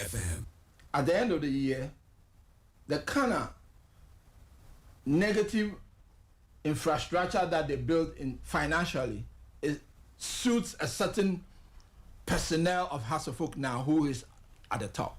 I'm talking financially, who is benefiting from Haas woes is Toby and his companies. Financially. If Haas keep transferring players and they make money back, it will not help his cause. If Haas keep losing on the field and financially, even with this case by FIFA, if Haas keep losing a lot of money, and then they borrow from the same sources. Okay. I think I get the point you're making. I'm dodging the legal. If Haas keep paying, if the Haas keep losing financially and they keep paying, the interest on the debt favors the helmsmen now, and they have said it publicly that they want to turn those payments into shares to acquire, because they only so they have equity. They only have a certain percentage of the shares now. Yeah. So the more, in my estimation, this is called hostile takeover. Your people in America do that a lot. Yeah. And make sure the company owes a lot. It's about to crumble, and then you show up. And then you are the Messiah. You get it for almost a pittance, really. Yeah. That's what's happening. By the time Haas keep owing so much and they pay off, the helmsman will own Hasselhoff 100%. Okay, I mean, that's what I see. That's the game. Since 2014, that's what I've been reading. Well, so Haas have to continue to make losses on the field and build a lot of fiscal structure and make money off it and keep owing like this case. Haas are not interested in paying. They want to incur more losses and then go and borrow and pay, and it will increase the shares of some helmsmen. Okay. In the end, only one person will own 100%. Well, that's the game. I've read it for a long time. We'll see how it eventually plays out. Coach, okay, let's concluding words before I let you go. You said you'll be pitch side for Hearts. Yes. I'll be watching. I'll be on Monday to tell you whatever happens out there. But me, I'm interested in the vision game. I need to call Raymond Yamado. Oh, seriously? But Raymond is spiritually. I'll put my bet on Vision FC to beat Carella United. Look, as I and I agree. Look, when you follow the Ghana Premier League, it gets to a point where every logical thing in football goes out of the window. Right. Then it comes down to all these things you are doing off the pitch. I can tell you that Carella is preparing for next season.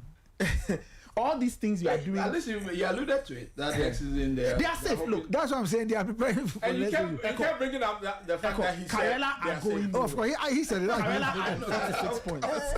They are very fine. Right now, I'm interested in the team that goes down because 2 spots are already taken.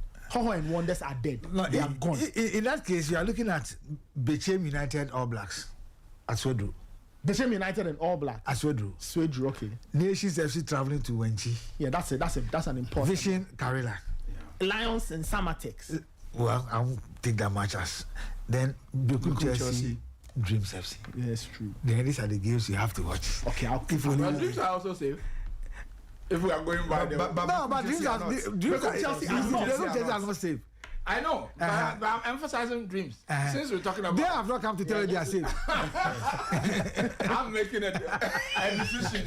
Anyway, Coach, we'll catch you later. Sure. Have a good weekend. Time check is 9. Yes, time check is 9:12. Your comments are welcome. 054-257-1061. Now, the consequent conversation concerning the Ghana Premier League has to do with the bit about players in the team that was named to go and play the Mexico friendly, right? Now, some people argue that we need a lot more of the Ghana Premier League players in the team to go to the World Cup. Now, their argument is that there is a financial gain on the table. There's money to be made. Ghana Premier League clubs can make money if we have players playing at the World Cup or players from the league playing at the World Cup. Just in line with the squad, and I'll go through the squad in a bit because a change has been made Benjamin Asare is going to replace Gideon Sesiako of Dreams FC. So the squad now looks like this: Benjamin Asare, Hearts of Oak; Solomon Agbasi, Hearts of Oak; Paul Riverson of Ajax; defenders Oscar Opong, Oscar Nase Opong, Granada; Ebenezer Adade Dreams; Ebenezer Anan Saint-Etienne; Menudia, San Diego FC; Nathaniel Eje Lorient; Razak Simpson, Nations FC; Da Costa Entry; Anderlecht Futures; Ebenezer Aban, Heart of Lions; midfielders Emmanuel Eje, Dundee United; Abdulaziz Issa Barca B; Augustine Boachi Saint-Etienne; Majid Ashimeru Laluvière in Belgium; Rak Sechi Jesron of Stoke City; Salim Adams of Midiama; and then the forwards / wingers: Daniel Eje Kokali Spor; Felix Afenajan Ahmed Spor; Ibrahim Osman Birmingham City; Prince Amwakuno Shyland; Francis Amugu of Grêmio; and then Joseph Opoku of Zulte Waregem. Zulte Waregem is in Belgium for those who are interested. Earlier, Kelvin's argument. Kelvin, have you changed your stance? No. I haven't. So you are still on the merit business. Yeah. Let's choose based on merit. If they go, they go. I said the quota bit. I don't agree. If we have 10, 15, even if we have 20, who locally we think are better than the foreign-based players, all the 20 should go. If we put down a quota, it means that we may have quality who may be prevented from getting into the national team. Mm-hmm. So I believe that, and I made cases for some of the players. For me, I think even in the goalkeeping unit, the two goalkeepers, Agbasi and then Benjamin Asare, all from Hearts of Oak should go, because I see Agbasi as one of the future goalkeepers for the Black Stars. Asare is already in his 30s. And we know that, yes, he may drop. Yes, we understand, but I haven't seen any Ghanaian goalkeeper who's going to be beyond 35 and is still in the post keeping for the Black Star scene. The last time we tried that, Edward Ansah was heavily destroyed back in the day. Yes.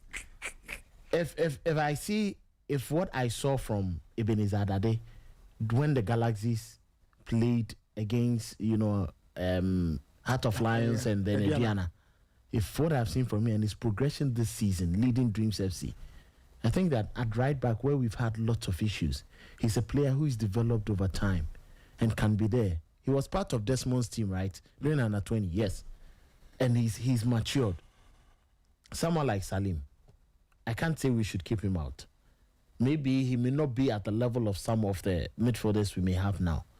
But he definitely has the temperament, the quality, the skill. All he needs profile. Yes, I think a profile we really don't have. He and Majid Ashimeru are the slight unicorns, if you like, because they are very different. Yes, Sebor, Elisha, very similar. So he should go. And for me, I've always said what Ano and Kelvin and Nkrumah show us, and they give us to tell us that they have a bright future. They should be there instead of Kamaldeen Sulemana. He may be at the very top, but I think that those players should rank in there. I think a player like Razak Simpson, he's been part of this team. How is it that we call players and we are calling new names and we are leaving him out, and the new names come and they don't show us any new thing that should tell us that Simpson should sit out. So that is taking us to about 8 players now. It clearly gives us an indication that, yes, if we have, unfortunately for us, if Lord Amwa was fit, I think that at the right back position, he would have been there. So, if the players merit and they are even 14, 20, they should be in there. But we shouldn't give quota simply because... And then they must merit it. Okay. Sincerely. Okay. They must merit it. That is what I think. That's your point. Eko, where do you stand on this? Well, thank you very much. I will start from the coach. What's the target for the coach? According to the sports minister, if I remember correct, they did not mention semi. Yeah, I heard. Correct me if I'm wrong. Yes, he did say a semi-final. I heard him. He said that was the target for Otto, same as your friend. I hear you're a fan of him. Carlos Queiroz. Yeah, so I would rather hear the target from the GFA than from the sports minister. Okay. Because it's the GFA that does the interviewing and all that to hire him. Okay. It is at that point where, based on the target, you pick a certain coach based on the target. Mm-hmm. If you think, just 2 months to the time, it's unfortunate Otto has been fired at less time, you only have 2 months. So, well, try and get out of the first group, the first round. Given the quality of opposition, unfortunately, we have to deal with England and Croatia. For the last 2 World Cups, they've been to the semi-final and quarter-final. Yeah. At least. Croatia was in the 2018 final. And 2022, they were in the semi-final. Yeah. England made the 2018 semi-final. And last 2022 quarter-final. Yes. And that's why I'm very concerned about this Mexico match.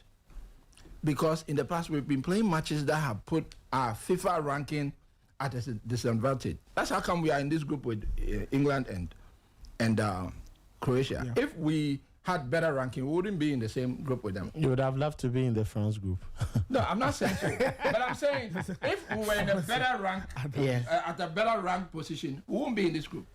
You would have been in a much more difficult group. I guess it would have probably been in a much more difficult. No. We could, have you seen the Senegal group? Well, it's the luck of the draw. I'll say yes. And in that case, exactly, it's the luck of the draw. So it's a good counter argument. But because of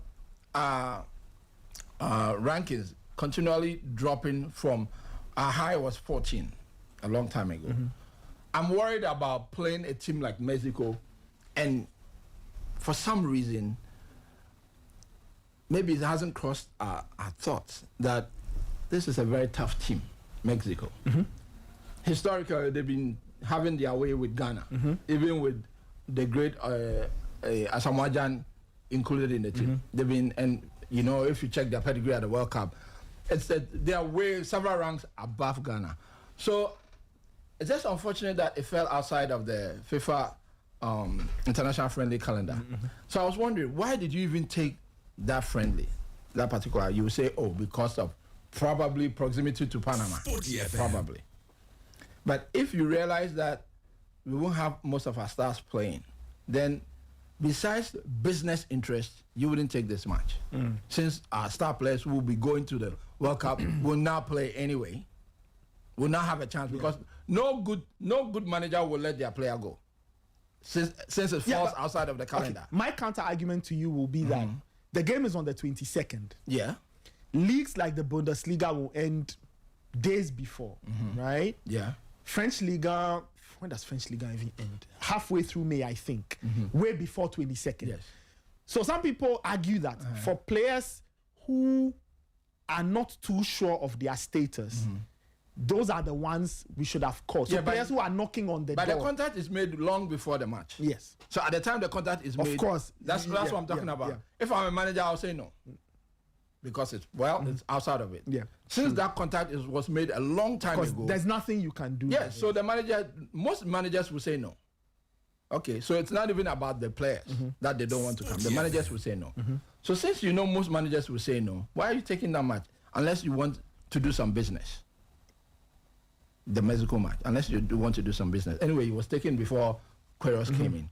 So now that, okay, whatever the situation may be, we have to honor the match. And I think it's a very good test. Mexico will give us the good test. That's how come suddenly it may have dawned on some of our managers that probably bring back, I don't know the circumstances under which the Dreams goalkeeper was either taken out or he. So I think it's been explained as a publishing mistake. He wasn't supposed to be part of the team. Yeah, so he wasn't part of the team initially. Do you buy it? I may not buy it, but that is the explanation. I just want to know if you buy that is the explanation but you buy it. That has been given. You have given. a choice. You can buy it. That is the explanation that has been given. I may have my doubts, but I do. Yeah, because a number of them are supposed to be under 23s who would be prepared for upcoming assignments. And Gideon Sesiako is an under 23 goalkeeper. Yes. And so I'm shocked he's left out, and then Riverson goes, and then Asari goes. Asari is quite understandable. I've always said he needs those international games. Abasi has seen it all when it comes to the inter-club competitions with Dreams FC. And from where he trained as a goalkeeper at Spa Academy. So for him, that sort of exposure, he's had it, but he would need extra. But Asari needs a lot more of that. And I think that is a good test. But maybe they change. Maybe I'm not too sure whether Esiako should have been left in there and then, add Asari to it. So we get to see what happens. Right. So I'm hoping that the Black Stars do make So if they can make a dent for Ghana, as in the little guy striking the bigger guy and surprising them. Mexico seems to be, for some reason, shaking in light of the 3 matches they have lined up. To the point they have issued an ultimatum to all players. Yeah, if you don't come, you are not going to the World Cup. I found that to be quite extreme. But anyway, if Ghana is going to make a dent, for instance, Ghana in the unlikely situation, Ghana beating Mexico, that will be a dent in the image of Mexico. But for Ghana, we'll be making a dent in making sure that we are sounding a warning shot for us to be taken seriously. So the fact that Desmond affair is in there is the good thing for me, because in my estimation, the FA, when negotiating for Queiroz, was thinking Queiroz was not going to go to the World Cup anyway, because his team was the first team to not qualify for the World Cup. So Ghana is doing him a favor anyway. So get 4 months. It's not, well, bye-bye. So really, Queiroz was not in a position to negotiate. Okay, so let's go. If we don't do well and we don't have an immediate coach, Desmond will take over while preparing for the Olympic qualifiers anyway. So it's like they have an insurance in place. Now, as we are going for this big match, if you're going to bring me this quota system, that because at the World Cup itself, beside the money that the clubs will get, the league will get the promotion. So and so of Asante Kotoko, of Carella, of so and so. Not even the money, because that PR exceeds the monetary gain. Yeah. And so the Ghana Premier League will get a lot of eyeballs and get some serious momentum in terms of trying to raise its credibility. That is a big discussion. For me, I agree that we should be able to leverage on the participation of our local players at the World Cup. But there's no guarantee any of the players picked for the Mexico team are going to make it into the final team that Queiroz makes. So it will be a moot point to say let's front load or back load this particular Mexico encounter with a lot of our players if they're not going to make it for the final cut. Because we are talking about them making it to the World Cup. Yeah. If they're not going to make it to the list, then what's the point? So I get scared for the outcomes of these matches, like the Austria and Germany, 7 goals in 2 matches, and we are lost to the Asian giants. 2 matches and then 2 in Europe. So 4 matches, straight losses, and all affects the ranking.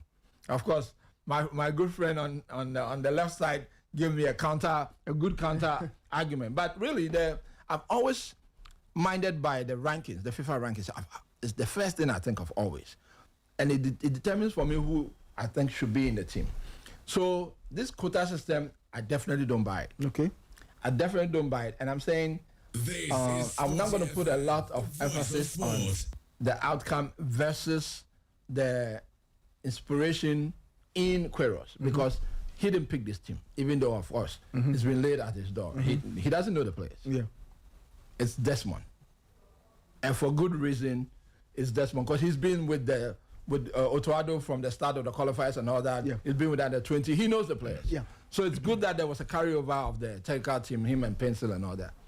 But I don't buy the idea of trying to get a particular outcome for this league monetary-wise when there are major issues in the league that have not been discussed. We know of this famous RTU case versus Dreams FC, where impersonation was at the center of it all. And there were 2 members of parliament who had clubs competing in the same competition, and they didn't even bring it up. And impersonation is a crime in this country. And these are people who are members of parliament, where they are lawmakers, and they had teams competing in that same competition where this impersonation happened, and they didn't say a word. So if that doesn't bother them, then don't bring me this issue of, let's cash in on the clubs making X amount of money, because it's these same clubs who indulge in these vices, especially when one of the clubs is linked to the president of the FA. So I'm not buying the sound, quote unquote, argument by some who say, let's do our own some good by promoting them at the World Cup. If the coach has not been given a target to go and exceed the last time Ghana did very well, and it was just say, oh, let's go do the first round and come, then that could be an argument. But I've heard like you said, the sports minister said the target was the semi-final. If it's the semi-final, then leave it to the coach. That's if the coach decides to take 10 GPL players, that's him.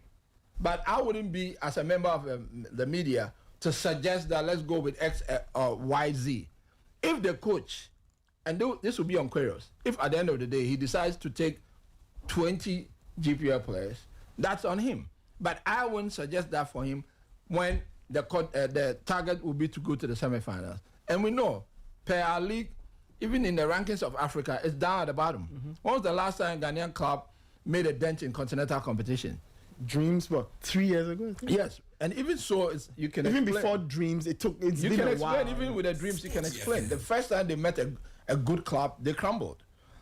They played a lot of their matches in West Africa, and West Africa has now made a dent in continental competition. The clubs are weak, and then they went to Angola, and then the next time they went up there, it was disaster. Even losing 3-0 in Kumasi versus Zamalek. So our league sucks, even on the continent.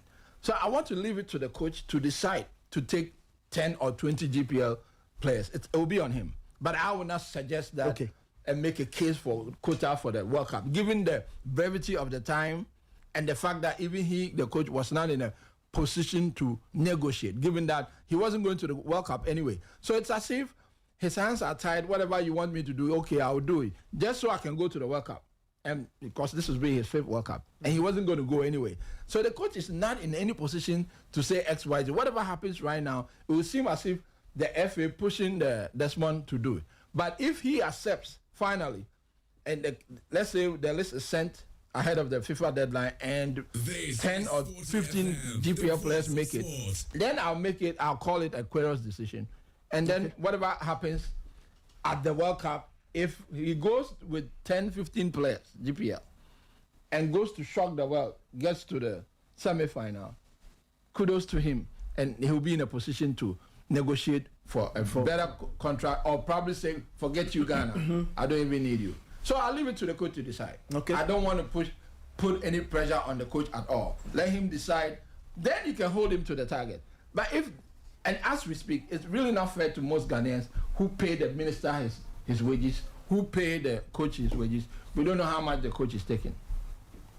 How much is the coach paid? Because that will also indicate to me how much we can hold his feet to the fire regarding the contract, the target. If you're paying him 2 cities, you cannot ask him to produce a 10-city target. And if you are asking him to go to the semi-final, a territory Ghana has never marked, then I expect you'll be paying him a lot of money. But the coach, your minister has decided not to be transparent about it. He's refused to be clear to the Ghanaian public who pay his wages as to how much he's paying. He doesn't want to say it. So then why should we give him the benefit of doubt? In that case, I cannot hold the coach at all. Even if Ghana goes there and loses all 3, I can't hold the coach accountable. Then I'll have to hold our sports minister and the FA accountable to not being transparent to us, and then not taking good decisions ahead of the timing, even in firing Otuado. So I know there are a lot of people that want to push the GPL players to go in. Fine. If Queiroz agrees to it, so be it. But I will never be the one asking for it. Where do you stand? Where do you stand on this? Quota, no quota? Clubs have to make money. It's a conversation of different parts. I think the major loopholes of where you stand really goes into your choice of words in advancing your debate. Yes, the generic code is a quota system. I am not really for a quota system. My argument is at any time there is a call-up of our national team, there must be players from the local league in there. Okay.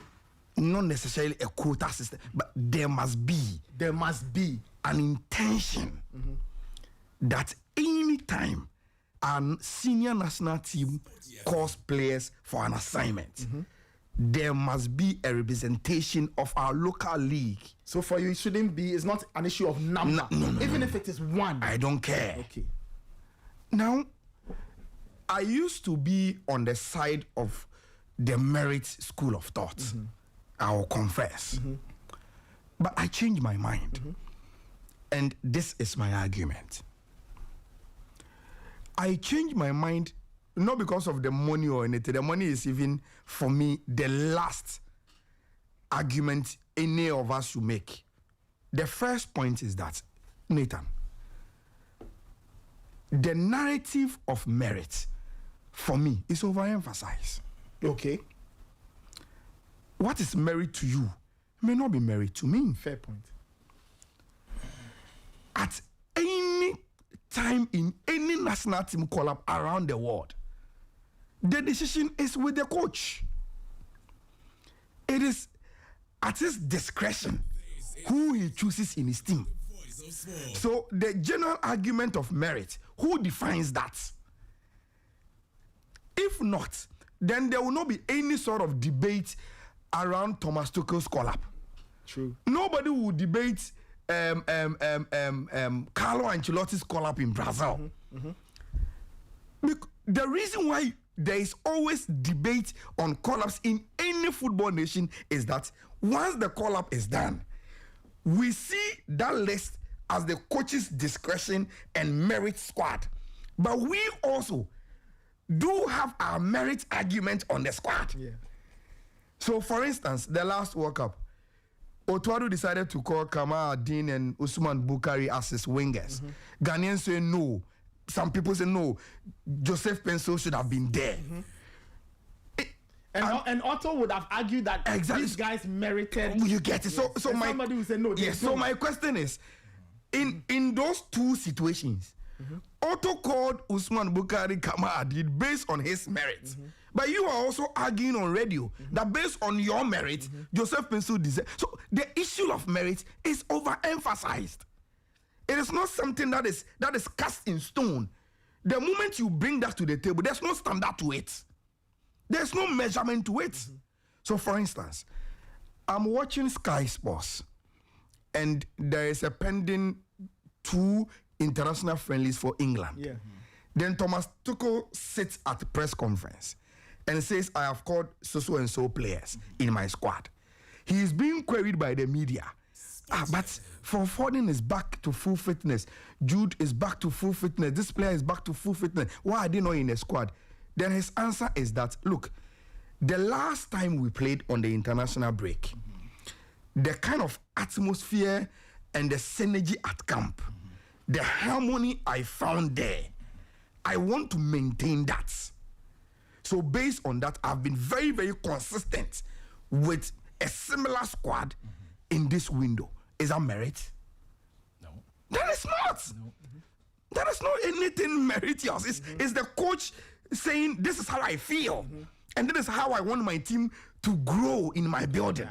It has nothing to do with merit. Yeah. In 2022, during the World Cup, Tite, in his Brazil squad, left Felipe Firmino. Look at the outburst. Because during that time, per numbers, he had done well. We had done way better than Gabriel Jesus, way better than Martinelli. But the coach said, look, I prefer these 2 players ahead of him. It has got nothing to do with merit. It has got everything to do with his decision and what he wants. And his preference. Yeah. Exactly. We can give countless examples. So, for me, the issue of merit, look, if Kevin sits here in the Sporty studio and argues that national team call-up should be on merit, are we saying then he will never have any disagreement with any coach's call-up? He will. So that means there's no definition to the merit argument. So for me, it's overemphasized. It's so overemphasized for me. It has always been the discretion of the coach vis-a-vis you who is analyzing the list and your also discretion as to who merit it, and that there's no standard, there's no cast in stone standard for this is the merit. So when you say that should be the standard, you are just saying nothing. For me, you are just saying there's no standard to it. Now, number 2. You see, I find it very, very interesting when we've created the impression that those who are arguing for quota system are making weird, dumb arguments. Is that to say we are ignorant of the quota system already as a policy in football? Because, Nathan, even in the Ghana Premier League, there is a quota system as to how many foreign players a team can use. Quota systems exist in different forms all over the world. Exactly. In Saudi, they say that you can play foreign players. Exactly. So in reverse, Europe, it's a quota. exactly. In reverse, in Europe, they say we want European passports. You have to play Germany, this. I'll give you an example. In Germany, when they were reconstructing the football that we like today, one of the things they did was that they told all Bundesliga clubs that you need to have, was it 8 or 5? I can't remember. But they had a certain number. You need to have German under 21 players in your team. Exactly. And they gave a number. But that's different from the national team quota. I understand, but I'm saying that it is not dump an argument in football for anybody to propose a quota system. It's not as if it's alien to football. No, it's not. So that approach to people say, in this era, you need to go to the side of the merit and not. It's as if quota system is some alien idea. It is not. Now, everywhere there is a quota system policy, doesn't it go against the merit argument too? So, for instance, you are saying in England, before you play in the English Premier League as a foreign player, you should have played this number of games. 75% of internationals. But there are very, very good players who, per current form and anything, can be better than those who have that stars from their national team. Trying to protect their league. That are denied the opportunity to play. So any quota system denies a merit case at any point in time in our football. And it is there. So for those who are listening to us, if you hear anybody make a quota system argument, the person is not blind to football. The person is not dumb. Not at all. It is very much part of our game. Everywhere, at any level, it is there. Now, my third point. Nathan, in which serious football country is their senior national team not linked to their local football? It's impossible. The countries we admire, in principle, most of them use local-based players. When England calls a squad, it is 95% local. Actually, players. in corroboration, just to what you both said, when Ghana used to be at the top in terms of the Black Stars winning the championship and all that, it was because the domestic league was very strong. And now we are not doing that well because the domestic league is not that strong. Yes. Period. Because if the domestic league were that strong, the Black Stars would be much better. I agree. But you see,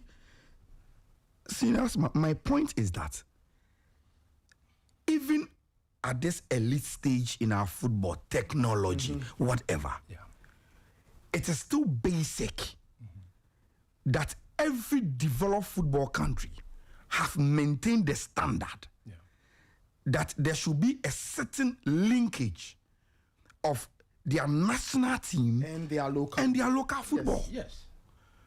And we must argue for that too. Oh, definitely. No, I think that's the foundation. Exactly. Yes. So when you call your senior national team for any assignment and there is no correspondence of that team to your local football, then are you doing football at all in your country? Yes. But this is not part of the developed football league. No, we are underdeveloped. No. I'm saying that it is a fundamental basic for the for your football league. No. I think I understand. But I'm trying to say we are not a developed football league. I think what I believe is this. We can make an argument and say that when you look at how we do our things, we are years behind in terms of respecting the principles that will lead to success in football. Look at what other countries are doing. I still think there are seeds and there's potential that can be polished from the Ghana Premier League, right? Yeah. So I still think there are players when you look at, you say there's something in this player. But you see, Senior Asma, in the counter argument to the point that you are making, do you also agree that whatever we do, the standard of our blasters has always also have a reflection of what we do generally with our football? Yes, true. Yes. So at any point in time, the standard of the blasters that we see is a reflection of what we are doing with our football. Yes, true. And based on that same principle, I'm saying it is standard everywhere in the world that their senior national team have a linkage of it to their local football.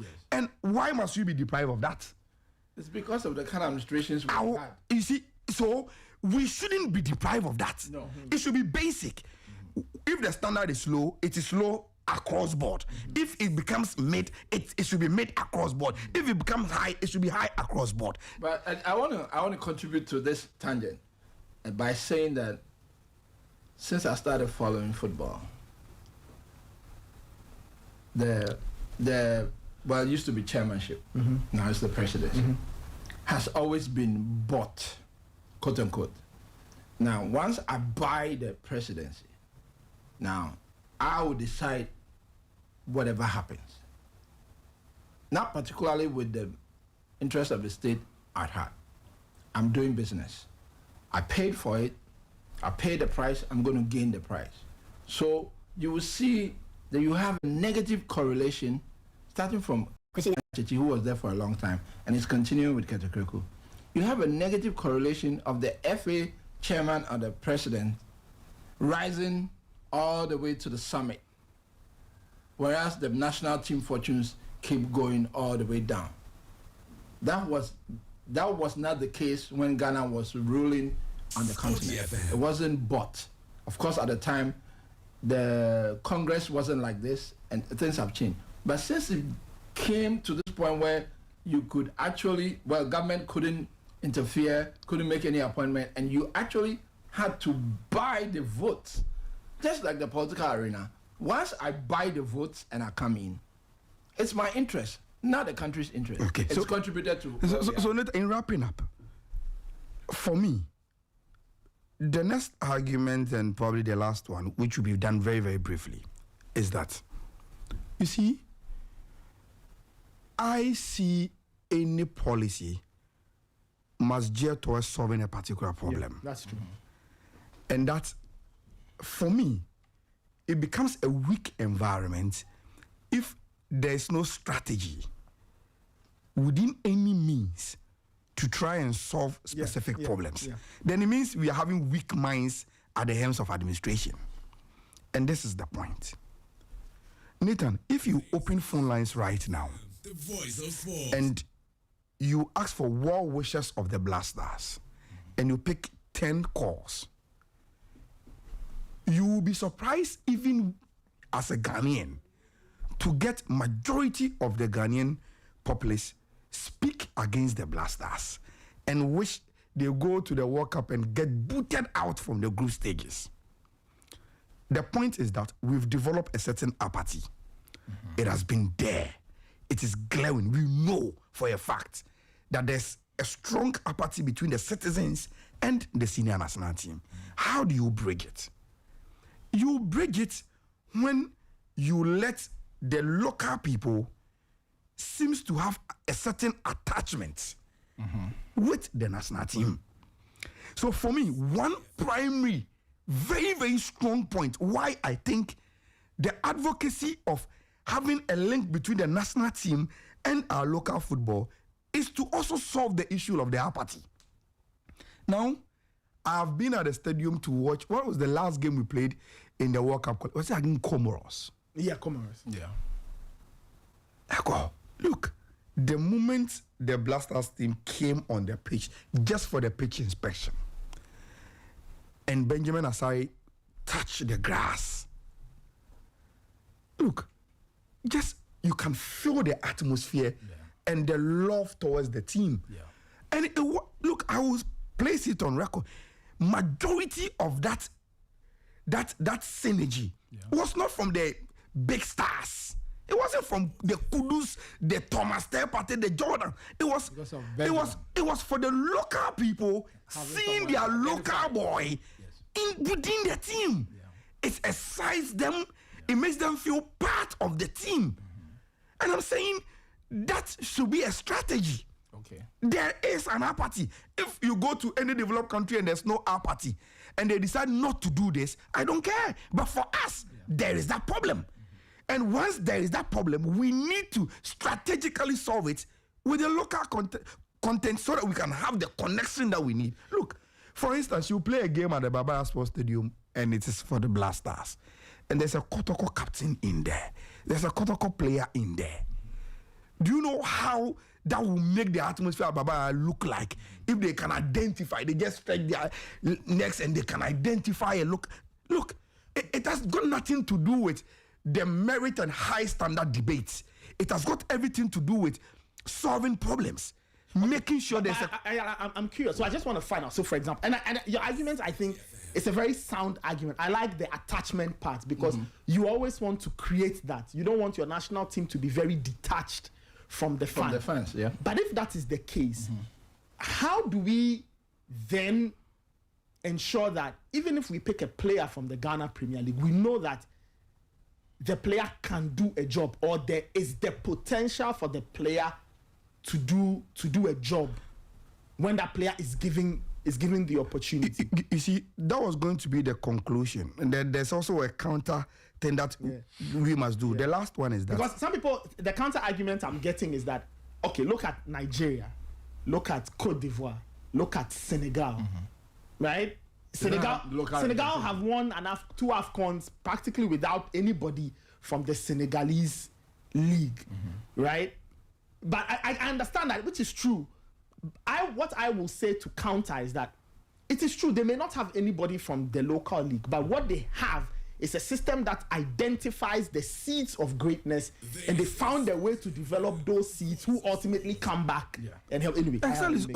So my last point is obviously the Immortals argument about the money and we having a share in that. Why will we have to lose it? Why will you have to lose when there's money there that you can bring in local content and it comes back into the economy? It's for me the last point, but it's worth considering. Now, to your point, after all the argument I've done, then the question comes back to, okay, fair enough.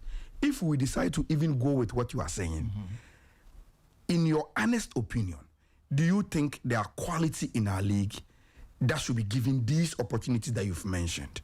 And Nathan, my answer will be yes. Yeah. So, for instance, if we are not giving Benjamin Asari the opportunity, will we have? Because even when he was given the opportunity and was proving people wrong, there was still that stigmatization that once gone anywhere, exactly. So once he's coming from our local league, the level of the league and all that, even with his performances, people still doubt it. That will never go. Yeah, but there may be good grounds. For instance, Benjamin Asari, I've known him for a long time. I've admired him from distance for a long time when he was with Olympia. I watched 2 games at the Accra Stadium and I couldn't believe the standard of goaling that he was putting up. And it took me to Olile, those standards, even before he left Ghana. And especially in the match against Brazil, the Ghana Olympic team versus Brazil. We lost 4-2. Oh, man. I couldn't believe it. I was like, so I asked Olympic folks, who is this guy? And then I was told his name. So I began following his guy. Every match involving Olympics, I found a way to go to the stadium to see him. So, and then he got injured in a match versus Accra Asafo, and he was off for a little bit, came back, and then when they were going to the doldrums again, he begged his way out and joined Asafo Canada. So I've known him to be performing at a very high standard for a long time.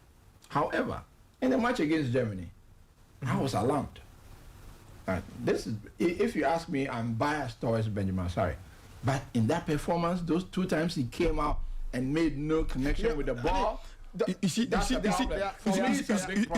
that was the point I was going to make. You see, Senior, when it comes to local players, we are very, very unfair to them in the kind of grace period we give them.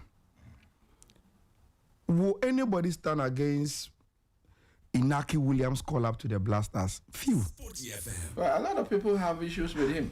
And it is because he has consistently not delivered. But we've given him the chances. Well, so why can't... I would say he has consistently not delivered. It may not be fair. Because there have been instances where he's been in a better position to score. He never got the service. Senior, you see, in football, it is all about output. Whether you got the services, you didn't get the services, what has been your output in the team? That is what every... There may be a reason why he's not performing. Why is he not getting the services? When he makes the dash, why is he not getting... Someone has spoken about it. So must we then also deepen the argument and say, if he runs and we are not finding him with the ball, it means the kind of telepathy we need to have with him, we are not having it. It's also part. Why can't he also develop that cohesion with our midfielders since he has come into the team? So the output is that we are so quick to banish our local players when they least perform, and the grace period is too short.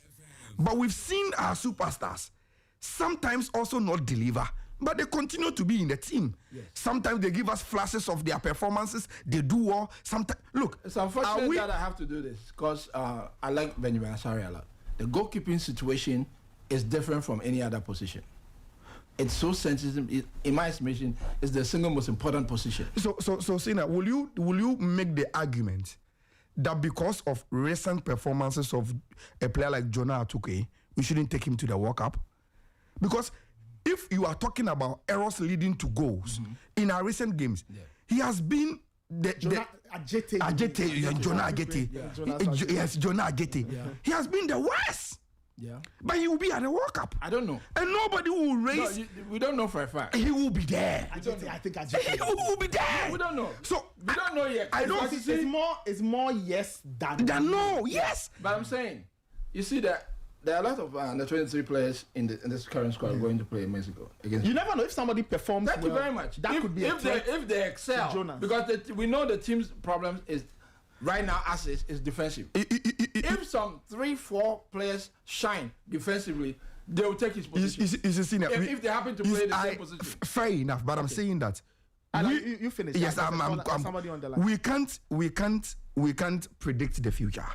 But as we sit here in the studio right now, if there should be a World Cup squad today, Jonah will be part. It's more likely he will be part.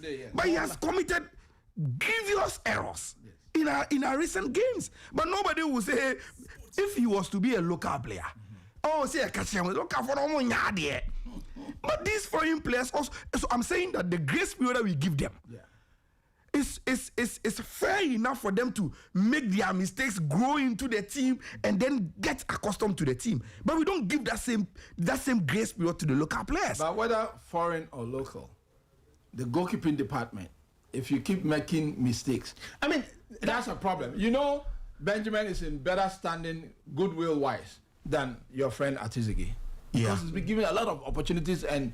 But he's still... But will Atizigi not go for the World Cup? We don't know. He will go! We don't know. Okay, we don't know. We don't know. Okay, guys, pause. Let me go to the line. We have a colleague journalist, Abuaji Bediakun Jr. Ayala knows him very well. Oh, yes. They work together at Capital. He's joined us on the line. He says he wants to make a quick interview or a quick contribution. Abuaji, good morning. Thank you so much for joining us. Welcome to the Sporty Breakfast. Good morning, Nathan. Good morning, Ayala, and the rest of the guys in the studio. Yes. I'm told you wanted to make a quick contribution, so please, you have the floor. Yes, Nathan, let me first of all say that I've enjoyed the discussions so far. It's taking me back to those days when I used to get into the studio and do these things. However, there are a few things I want to put across. Largely in response to my brother Ayala's submission. First off, I think that the issue of merit. Let me add that yes, I more believe in that argument of let the selection be done on merit. the issue of merit came in response to the argument of quota that was coming in. I think it didn't just come because, yes, of course, once the coach was making the selection, he was making the selection based on who he found meritorious. Yeah. But once we started introducing the argument of quota, and let me say, I'm an avid follower of the local league. I'm that person that would watch, no disrespect, but say, a Young Apostles, Hohoy, as against watching, say, Bournemouth against Arsenal. I'd rather watch Young Apostles, Hohoy. This is Sporty FM. But I am of the opinion that once you raise the issue of quota, then the issue of merit will come in. Because you say quota, then somebody would then ask, do they merit it? I'm of the opinion that we are having this convo because of how low our league has sunk. Back in the days, when we were picking some of these local guys into the national team for major tournaments, this argument of quota didn't exist. It didn't come in. It didn't come in because we believe that they merited it as per how they were performing. So I feel that we shouldn't create this quota argument and make it established. Because once we do that, we'll get to a point where we will start saying, okay, quota, then we should even do it Southern Sector 2, Northern Sector 2. And we start expanding it. We will be creating a certain monster that may come to hunt us in future. Yeah. And the more we push this quota argument, the more we relax on getting our league to be up there. Fair point. If the league is up there, nobody will come and push for quota because we know that if the Black Stars need a right back, he will look into the league on meritoriously. And that is my point. Okay. And my brother raised the issue of quota being a thing in football. I feel that the dynamics of club football and national team football are very different. So if club football has those quota arrangements, there should be a homegrown talents when you go to England. There should be no more than 5 foreign players when you go to the PSL. There should be more than 5 when you come to the GPO. Club football dynamics are very different from national football dynamics. I'm not sure there is any country in world football that has used the issue of quota in any selection process in their national team. No. I mean, I think. I mean, when we spoke about quotas, I think the broad understanding was that in football, broadly or generically, quotas do exist in one form or the other, right? So so that's a fact. I mean, what you're saying is equally true. National teams they won't strictly apply a quota system. The dynamics are different. That's also true. When it comes to national team and club side football. So those were the arguments that I wanted. Those were the points. Okay. Let me repeat that. I really enjoyed the discussion. All right. Thank you so much. Nathan, quick one. Yeah. If any country in the world says there must be homegrown players of this number that must make it into a team in their league, what is the end point?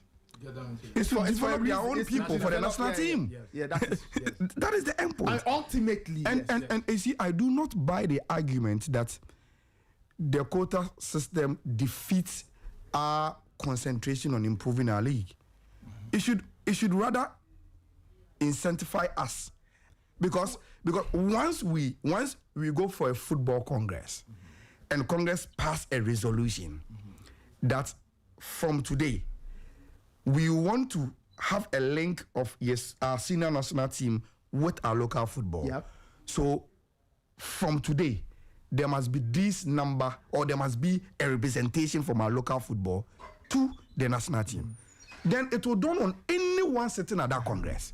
But that is, if we say there must be a representation versus there must be a quota, I think the two things are distinct. But I started by giving you that premise. But the argument has always gone against your choice of words. For me, I'm not about numbers. I'm not about so you say quota. Representation. So there must be one. There must be. But when you say hold on. Okay, hold on. Go ahead. Abuaji, you are still on, right? I'm here. Okay, so if we throw in the representation argument rather than a quota, what would you say to that? Where representation can mean 1 or 5, but we shouldn't Okay, what do you make of the terminology representation versus quota? Nathan, I think that is just an issue of semantics, but it's same substance. Okay. My brother Ayala said something that it's a very strong argument he's making. And let me acknowledge, he's making a very, very strong argument.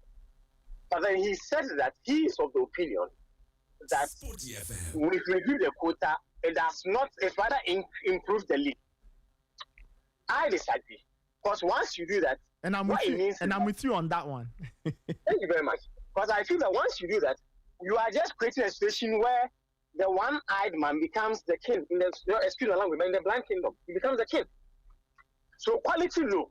But I believe that once I stand up small, I'm going to get into the Black Stars because a certain window has been created for us, whereby we need not be the best, but we just have to be better than poor. And we are in there. And that would in no way improve the league. It would not. Okay. I disagree. I don't think it would. And the issue of representation and quota for me is still semantics. Representation, quota is the same thing. What is it going to represent? The local league. Does the quality of the local league merit it? I think that's the key point. That's Senior Baji, because I am here. I will not make my words be twisted whilst I am in the studio. I never said the quota system or the representation improves the league automatically. I didn't say that. What I'm saying is that you say it will let us lose the concentration on rather improving the league, and I'm saying no. There's a counter argument of that also, giving us the incentives that once we have made the policy that there should be a local representation in our national team, then we hold it to our rights and responsibility to make the feeder league good. So that when we agree on the representation here, it will fit. Okay, I think I get where Ayala is going. Look, if for example we pass a resolution to say that from now on there will be a representation of the Ghana Premier League in the national team, I think at that point you haven't actually promised anybody anything. So that position or that representation is still in the air. You still have to quote unquote fight for it. Exactly. So it's only the coach who ultimately will know who he's taking. So if it is one, I think we've lost Abaji. If it is one of all the players in the Ghana Premier League, nobody knows who that one is going to be. So we all fight for it. In the end, we pick the phone and say, it is Kelvin who is going. So now everybody starts to say, you know what? Maybe I should start doing better because next time it could be me. I kind of get the psychology of that. Kelvin so that is where the incentive come in. But I don't think there's a we.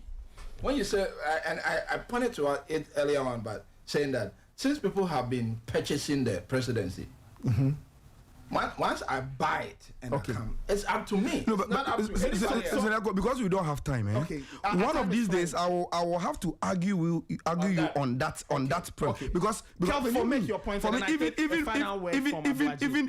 even not going into the debate, we all know the FA president is not an executive president. It's Sporty FM. So what kind of power do you have? But in practice, it is not an executive president. I'm saying that in practice, I'm saying that. Yes, I understand what. Yes, but in normal practice, should any of the ESCO members know their sort? The FA president is not an executive president. It's not as if he has gone there, then appoint his ministers to come to cabinet and say, this is my presidency, I'm the executive president, and I am commanding you based on my focus. But we will go into it one day. I love that. Abaji, let me take your concluding thoughts. We are running out of time, and then we can. Abaji is back. Yeah, I'm here. Thank you very much. Yes. Please wrap it up for us, and then we can proceed. I think that on the last bit, I agree with Ayala. The FA president is not about power, but I think he's in a position of extreme influence. You don't be in a position of power. No, that one, he's just one person in an executive committee. Of course. So power, no. But he's in a position influence, of yes. Influence, yes. And I think that we should be clear on that. My last submission on the quota bit.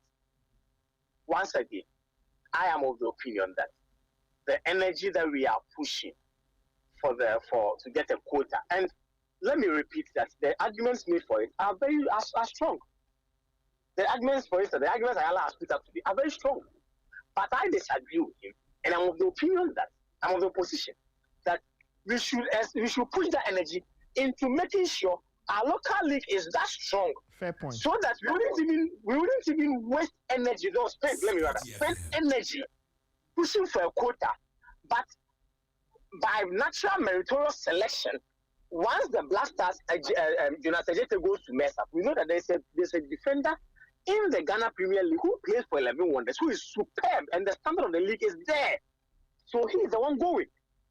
There wouldn't have to be any quota system, whereby we'll be creating room to reward mediocrity. And that is my fear. Okay. Because once you establish it, it means that whether good or bad, they are guaranteed. So, yeah. They are guaranteed. Yeah. Once you establish it, whether good or bad, it means they are guaranteed. But if you don't establish it, if they are good, they get it. If they are bad, they don't get it. Okay. Fair point. So that's why. Fair point. Thank you so much. Thank you so much for your time. That was Aboaje Bediakun Jr. He's a colleague journalist. He worked with Ayala Capital and he shared some thoughts. Kelvin, you haven't said much, so you get to say what you have to say. And well, then I think whatever that I wanted to put across, yes, the arguments left, right, but you know, I'm saying this. If you say there should be a representation, yes, there should be, but to what amount? If we have 20, let's say if we get to a point like South Africa have got into, where they don't have many players performing well overseas, and they are using most of their local players. Yeah. But Hugo Bruce says that system is beginning to be counterproductive. Now he wants more players to play outside South Africa. Exactly, but before he made this statement, his only options were the quality of the locals. The PSL, yes. You get it? Yeah.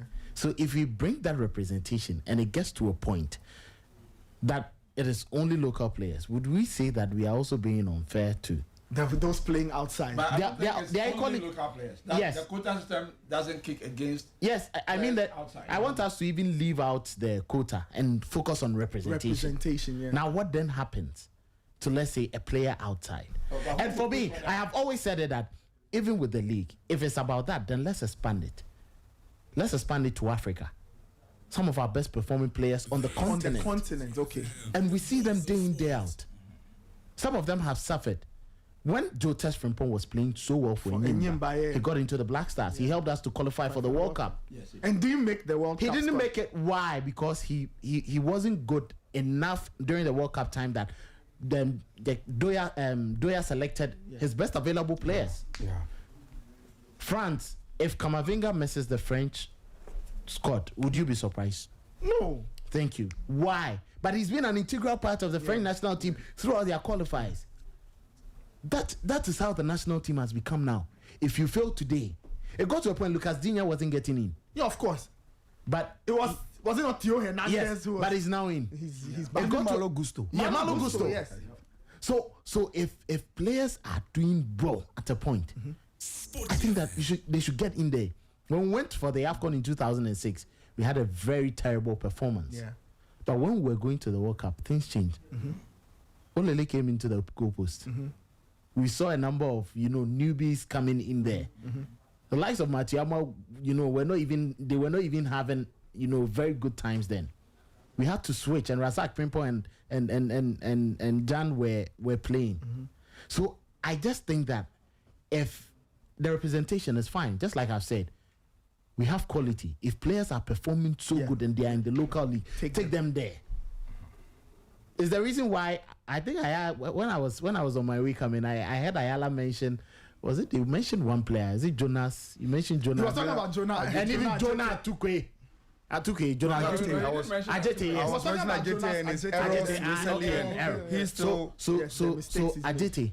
If Ajete is struggling to perform now, and if the coach thinks that I have a local player, why not? Who is very good enough, get in there. Yes, why not? That is why I think if you have 10, 20, even if the 20 core are local players and we think they can do a decent job, like in 2000, Jones trusted the local component. But ultimately, it comes down to one thing. All of us. He got the job done. We were losing because we needed a win. No, wait. We didn't need a draw. But we were losing. We were losing to Liberia and the likes, and he stopped the losing streak because he brought in a team that got the job done for him. But I think when we lost he got a draw, but he didn't get the desired result. Exactly, but it was an improvement.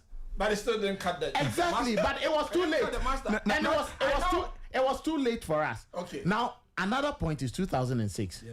When Sami Kofo, no disrespect to him, he's our topmost defender. I've always said that when you talk about some of the great defenders we've seen in the world, he's up there. If I had a say for the 2006, he wouldn't have gone. No. If I had a say, because I've known Asante Kotoko at tournaments. So you see, under 17. Yes. He cost Ghana the world title against Nigeria. So you see, you're also master play. So you the same thing he did with the same master play he did versus Italy. I get it. Same thing he did versus Nigeria under 17. I get it. When we could have won back to back. I get it. It's the same thing. It's the same thing. So I knew about that master play. If I had a say, I wasn't around. But I would have kicked against him playing at that position. It's the same thing. Because of the master play. It's the same thing the French national team will say. Hugo Lloris makes mistakes, but he got them the World Cup. Fabien Barthez, he was the most terrible goalkeeper who he won them the Euros. He won them the Euros and won them the World France Cup. 98.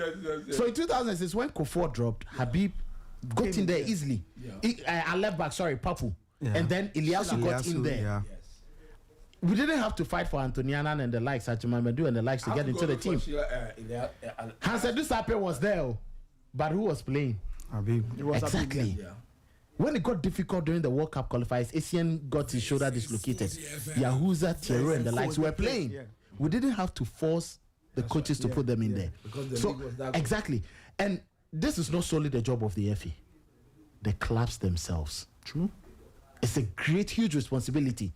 They are crying. They want the money.